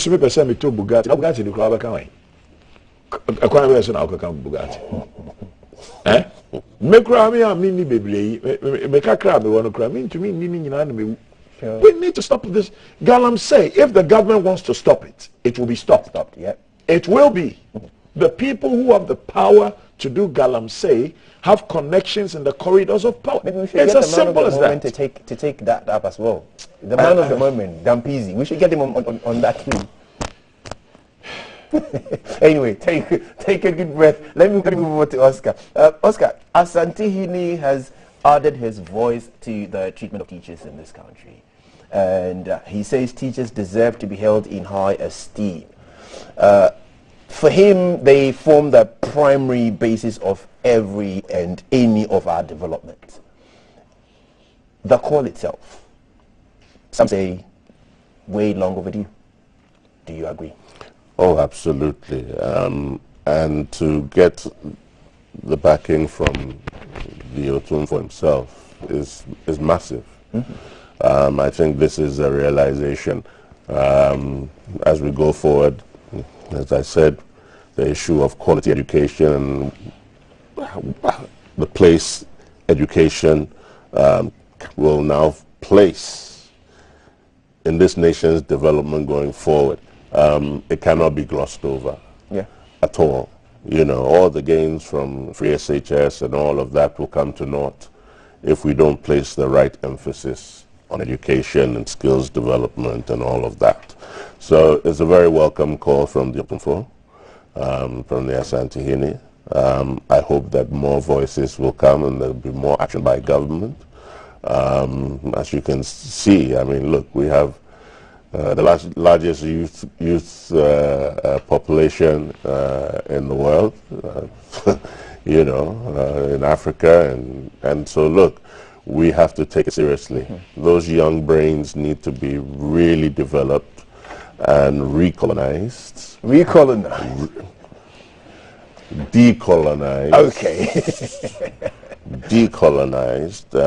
And so I hope going forward there's going to be a lot of review on our educational system and to ensure that our young ones come out fit for purpose to drive Africa into what they call the Africa Rising, you know. So sure. Very important. Thank you much. Nana KKD, you have a final word on this? Sure. Otunfo Asantehene. Sure. He speaks purposefully. He speaks intentionally. Mm-hmm. And I like just the brevity of what he said about teachers.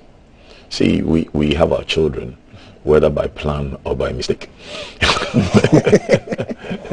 Because if you don't marry before you carry, you're having a child by mistake. Children by mistake? Oh yes, of course people do. You know, because in our culture, somebody must ask for your hand in marriage before you decide to give them children for them to name. If they haven't honored you with marriage and you are forcing to bear children for them, you are making a mistake, and then one day you're going to have to lie to the child that the father was not there for them.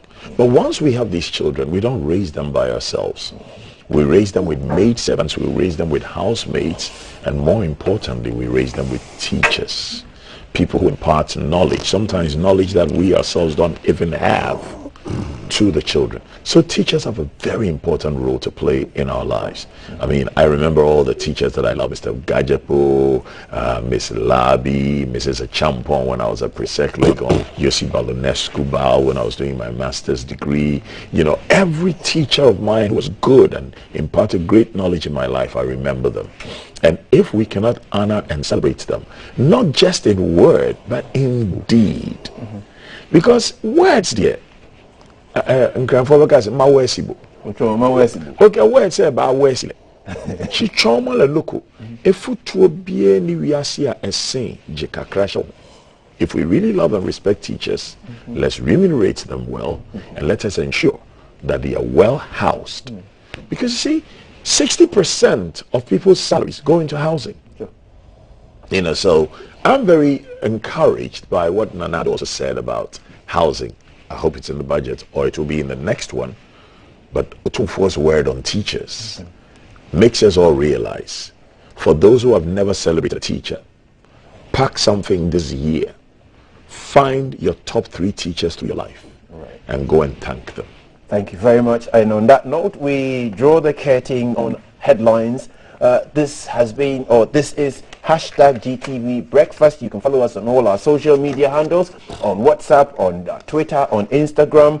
We are hashtag GTV Breakfast. I'm going to go for a break, and when we return, Valerie is going to have a sit down with her guests, and we're going to look at a very interesting one with Valerie and her guests. But on this note, let's take a break. Thank you very much for watching us.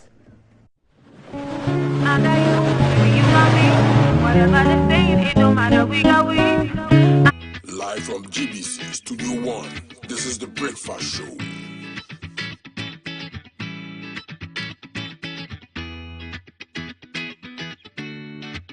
Morning, my neighbor. Good morning. Good morning, everyone. Good morning. It's a good morning, and we serve you breakfast. Not just any breakfast. Sizzling healthy. Yeah, all the time. Okay, let's take a peek. I brought my spine. There are certain things that we do to help the children with their brushing. And there's much more on offer on GTV Breakfast. You want it served buffet style? On-site restaurant. Complimentary breakfast? Off of your plate chicken vegetables. So in my lifetime, I haven't seen Ghana Black Stars win an African Cup. Can I show what is written on the box? Yes, definitely. Where's the camera? Just stand and turn. So what's your pleasure than Votras, yes? At that time of the morning.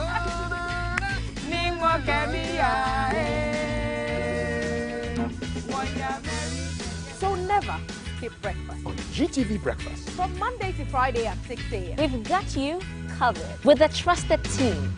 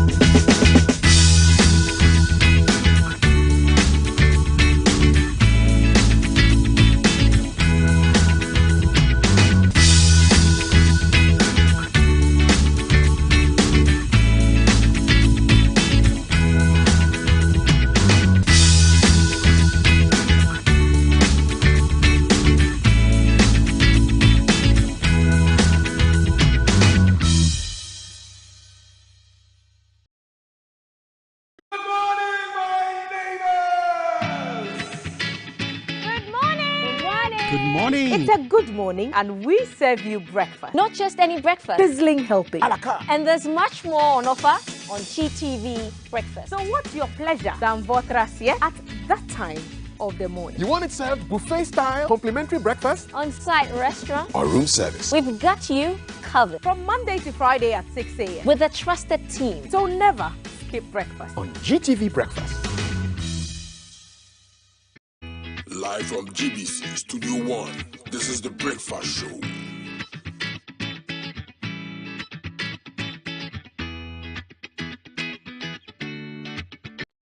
Live from GBC Studio 1, this is the Breakfast Show.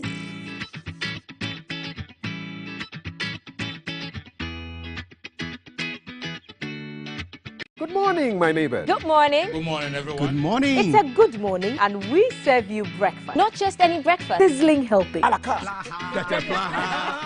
all the time. Okay, let's take a peek.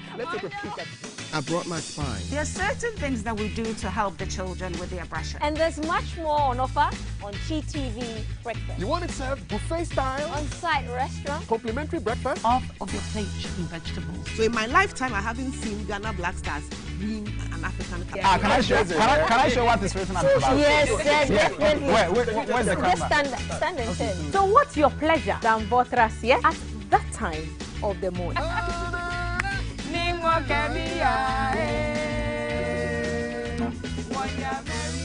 So never skip breakfast. On GTV Breakfast. From Monday to Friday at 6 a.m. We've got you covered with a trusted team.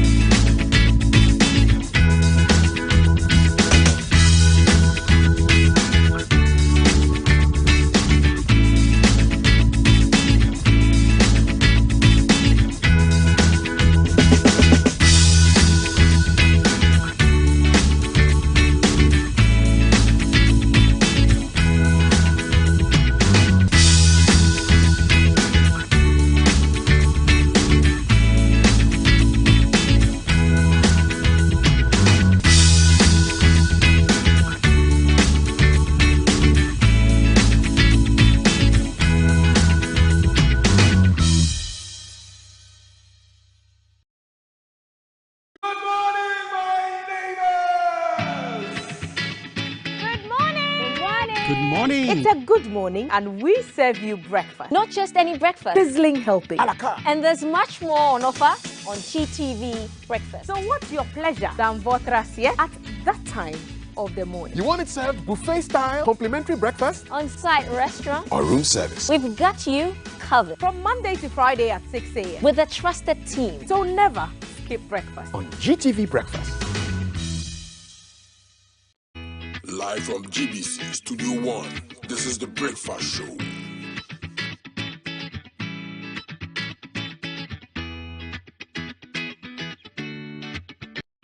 Live from GBC Studio 1, this is the Breakfast Show.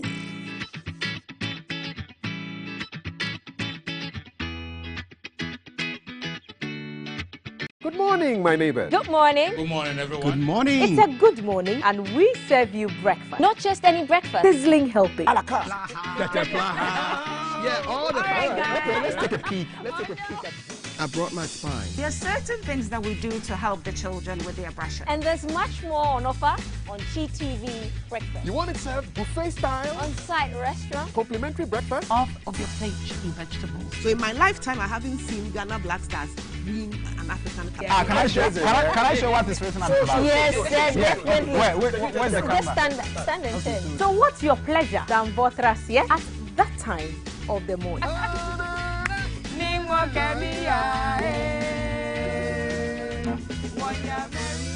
So never skip breakfast. On GTV Breakfast. From Monday to Friday at 6 a.m. We've got you covered with a trusted team.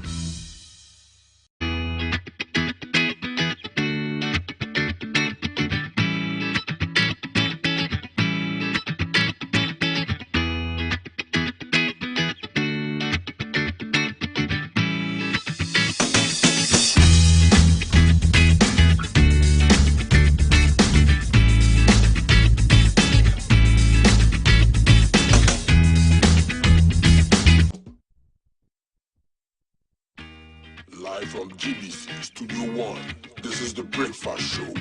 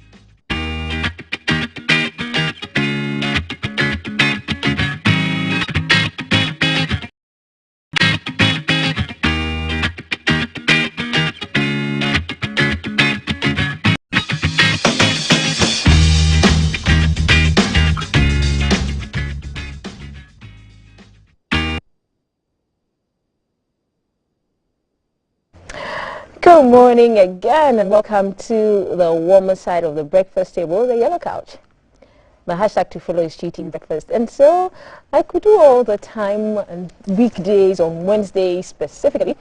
We unearth talents, that's what we like to call it, unearthing talent, what people like to say up and coming rising artist. And we have one such in the studio. I don't know if I'm going to call her a rising artist or an already made artist. Well, we're going to ask her, she's going to tell us. My guest is Laurel Ofori, and she is a gospel musician. She's the latest addition to the gospel music. Are you the latest addition to the gospel music industry? Trusting God, I am. Yeah, trusting God, yeah. Righty, Laurel. So tell us, what brings you to the music industry in Ghana? What do you have to offer? What are you going to do that's different? First of all, I just want to appreciate you and the team for having us here this morning. We are so grateful. Yes. Music is a passion. I grew up singing. All I wanted to do was to just sing. So that's all I wanted to do. But I believe that we all have something to share with the world. We all have something to share with one another. And for me, that is what I want to do. Especially in sharing the gospel. I want to preach, I want to sing about Christ, I want to sing about love, I want to reach out to someone out there through my music. So basically that's what I'm about. Okay, so it's like a personal mission. Yes. It's like personal mission. Yes, please. Okay, and you're going to stick to gospel, somewhere down the line we're going to see you branching into maybe some high life, you're going to do some Afrobeat. So you don't see that in the future at all? No.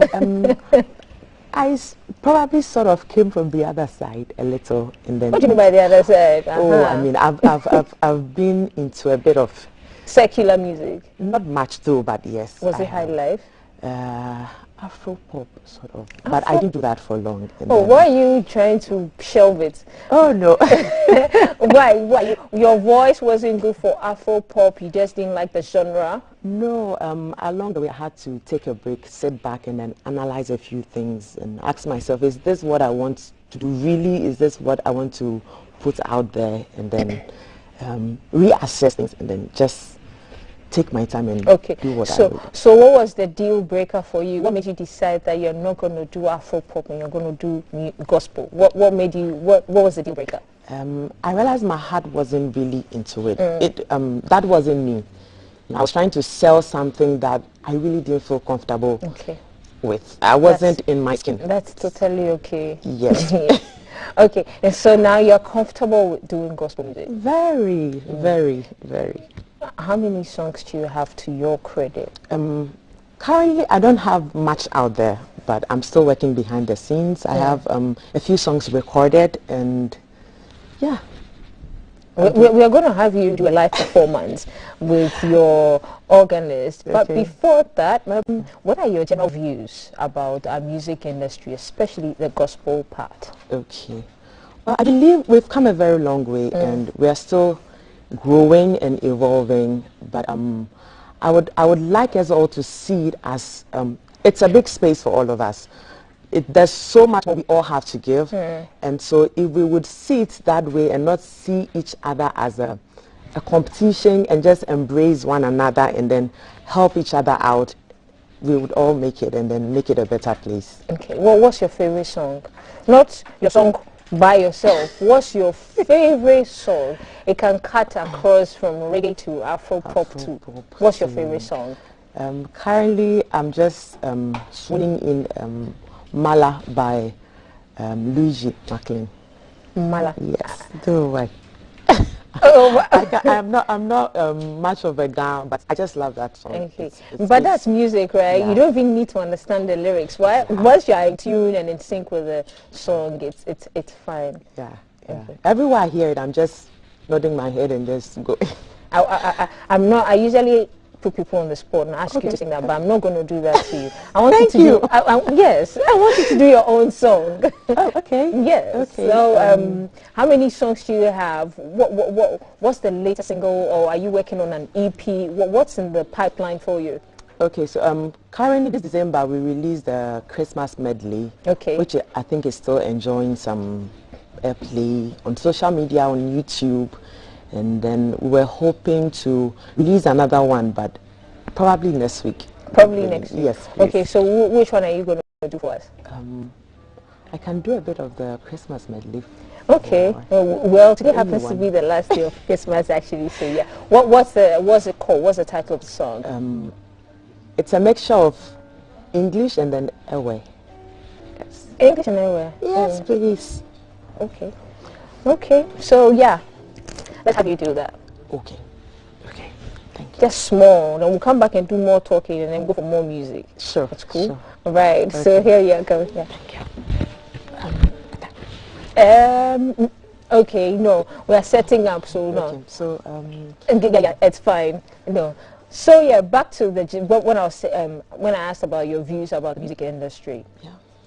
We should be supportive of each other is what she said. But if you were to change one thing that would help artists like yourself who are now trying to break into the limelight, what would you change? Or what would you see in the structures that are already there? Well, currently for people like us, it's if you don't have, I don't want to say it's more of a who you know thing, because usually you need to have the right links, you need to have the right connection to get to a certain level, and I think we should have a platform that would make it easier for us to reach out or to be reached to, so that we can also present what we have. Are you sure there's no platform like that? You don't know yet. You wait. Hold your thoughts, and we're gonna do a little technical magic in studio, and then we'll come back, and then we'll come to Laura. But the show is made possible by Awake Purified Water. Remember that every time you buy a bottle of Awake, a fraction of that goes to the Cardiothoracic Center.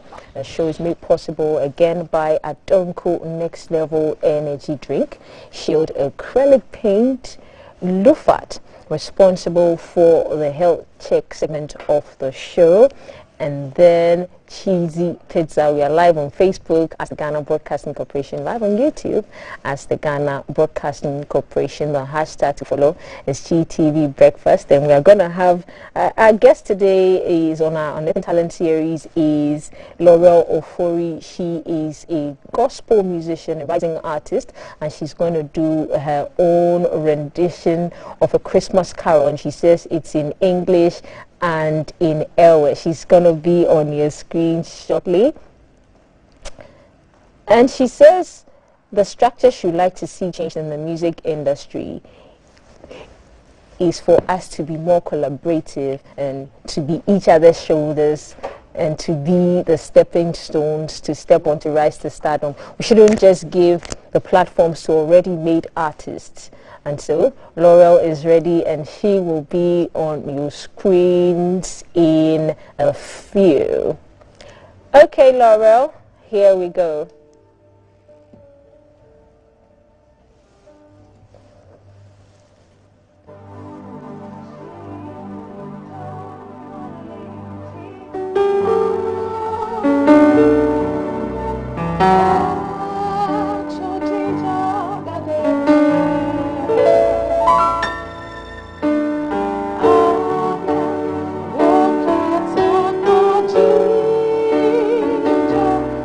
Let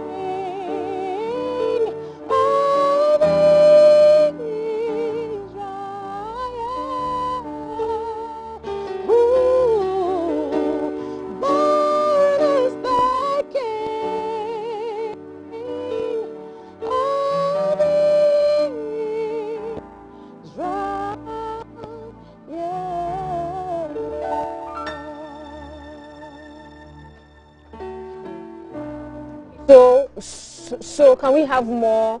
Can we have more? Oh, she just moved. Can we have more? Oh, okay, more. Yeah, I want to be Oliver Twist. I'm sorry.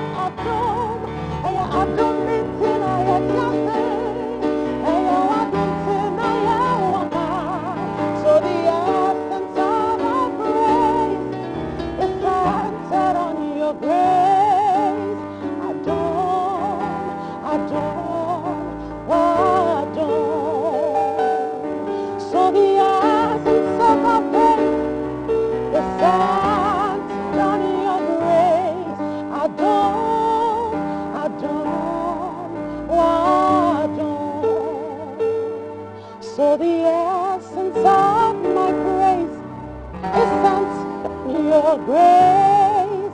I don't, I don't, I don't, I don't, I don't, I don't,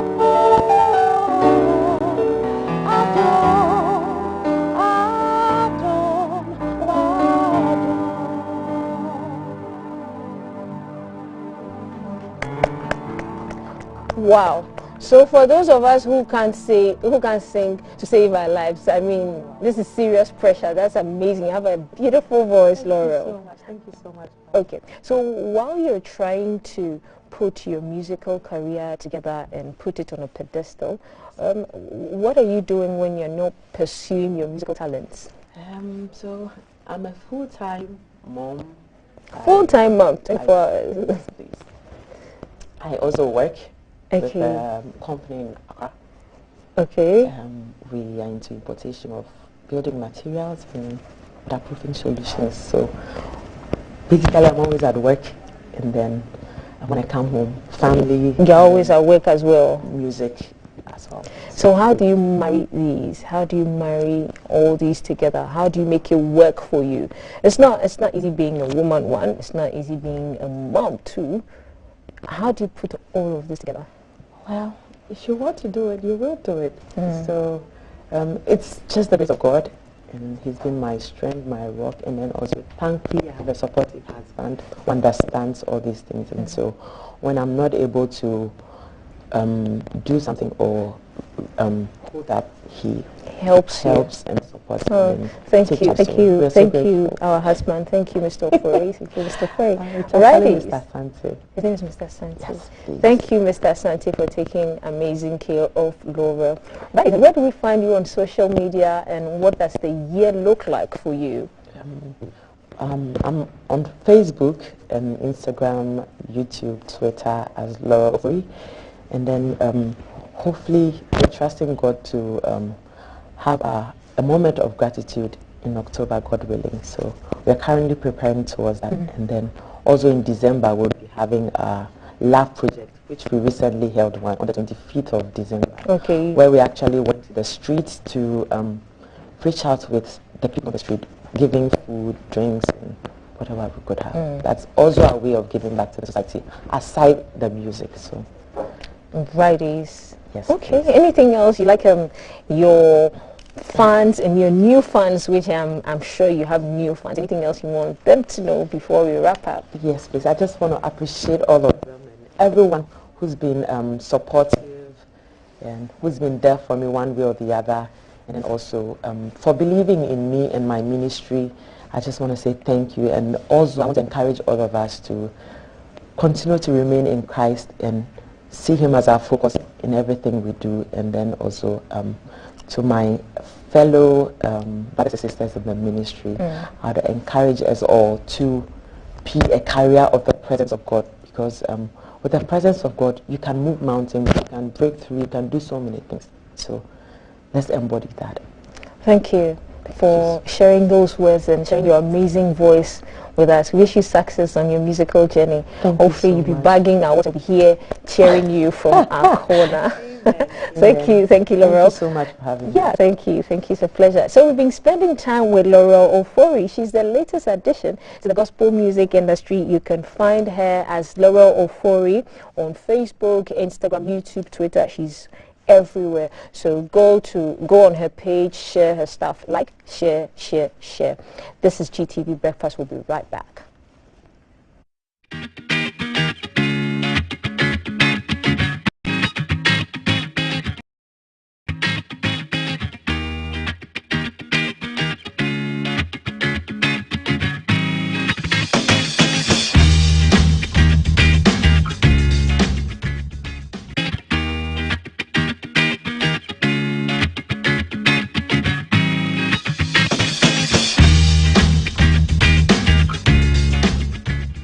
Live from GBC Studio 1, this is the Breakfast Show. Live from GBC Studio 1, this is the Breakfast Show. Live from GBC Studio 1, this is the Breakfast Show. Live from GBC Studio 1, this is the Breakfast Show.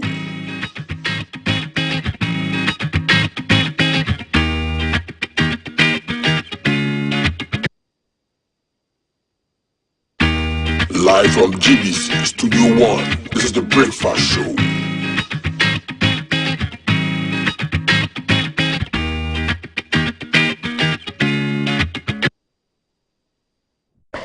Righties, welcome to this side. And so we are going to get interactive with our audience, those of you who have been sending us messages, and our WhatsApp family. We thank you for sending us those messages. So we'll read the few that we have now. And this says Nana KKD Uyebwe Kotoku Mensa. Too much, well, and to Inspector Vediaku, he is my cool operator. And so these messages are for our guest who came on earlier to have that discussion with Alan. And this is from Gordon Kleku, who says, I'm enjoying the discussion. Thank you. You watched the show. Roxanne too says that, please, good morning. Good morning, Roxanne. I've been searching vigorously for the contact. Oh, okay, Roxanne. We'll send you desperately need this. Okay, we'll let KKD know you're looking for him. Good morning and thanks for the good job. KKD, it right on the Galamsey issue. Everyone wants to be rich in Ghana overnight. This is from Black Timo, Salt Lake City in the US of A. And then this is Emmanuel, and Emmanuel saying that KKD has said it all today. I wish he could repeat it every day. Resources don't develop a nation. Intelligence and wisdom do nyansa, but we are deprived of both. That's from Imal Pro. Monica says, I agree with KKD. If the government wants to stop Galamsey, it has all the powers to do so. And this is from Trisha, our favorite. Trisha says, my sweet potato island is squirming and getting hot flashes in the cold. I can relate to that. No hard feelings. It's part of life. We shall overcome. Thank you, Trisha. Alan, and that's for you. Then listening and watching you live from Yagi's Fashion, Tema C7. God bless you for the good work you're doing for our mother, Ghana. Thank you. Mina Hunter is still typing and says more of these live music should be encouraged on GTV Breakfast. Thank you. Yes, we'll do definitely that in the coming weeks. And then NS Sadi says, Nana KKD is an excellent speaker. I really like him so much. God bless you for your well articulating words. Very thoughtful. Good morning. Thank you, NS. Yes. And so that's all from our social media corner. We sincerely apologize. We could not bring you the discussion with the Honorable Habib Idrisu, the second Deputy Majority Whip and MP for Toulon. We have settled that interview. It's going to come on live tomorrow. The hashtag to follow is GTV Breakfast. We'll be on your screens again 6 a.m. tomorrow. Remember that you can catch all the behind the scenes and all the conversations and interviews you missed when you log on to www.gbconline.com. We are still interactive on YouTube, our YouTube page, on our Facebook page, and Instagram and Twitter as well.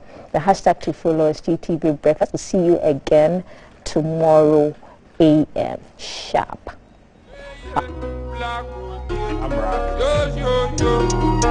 Live from GBC Studio 1. This is the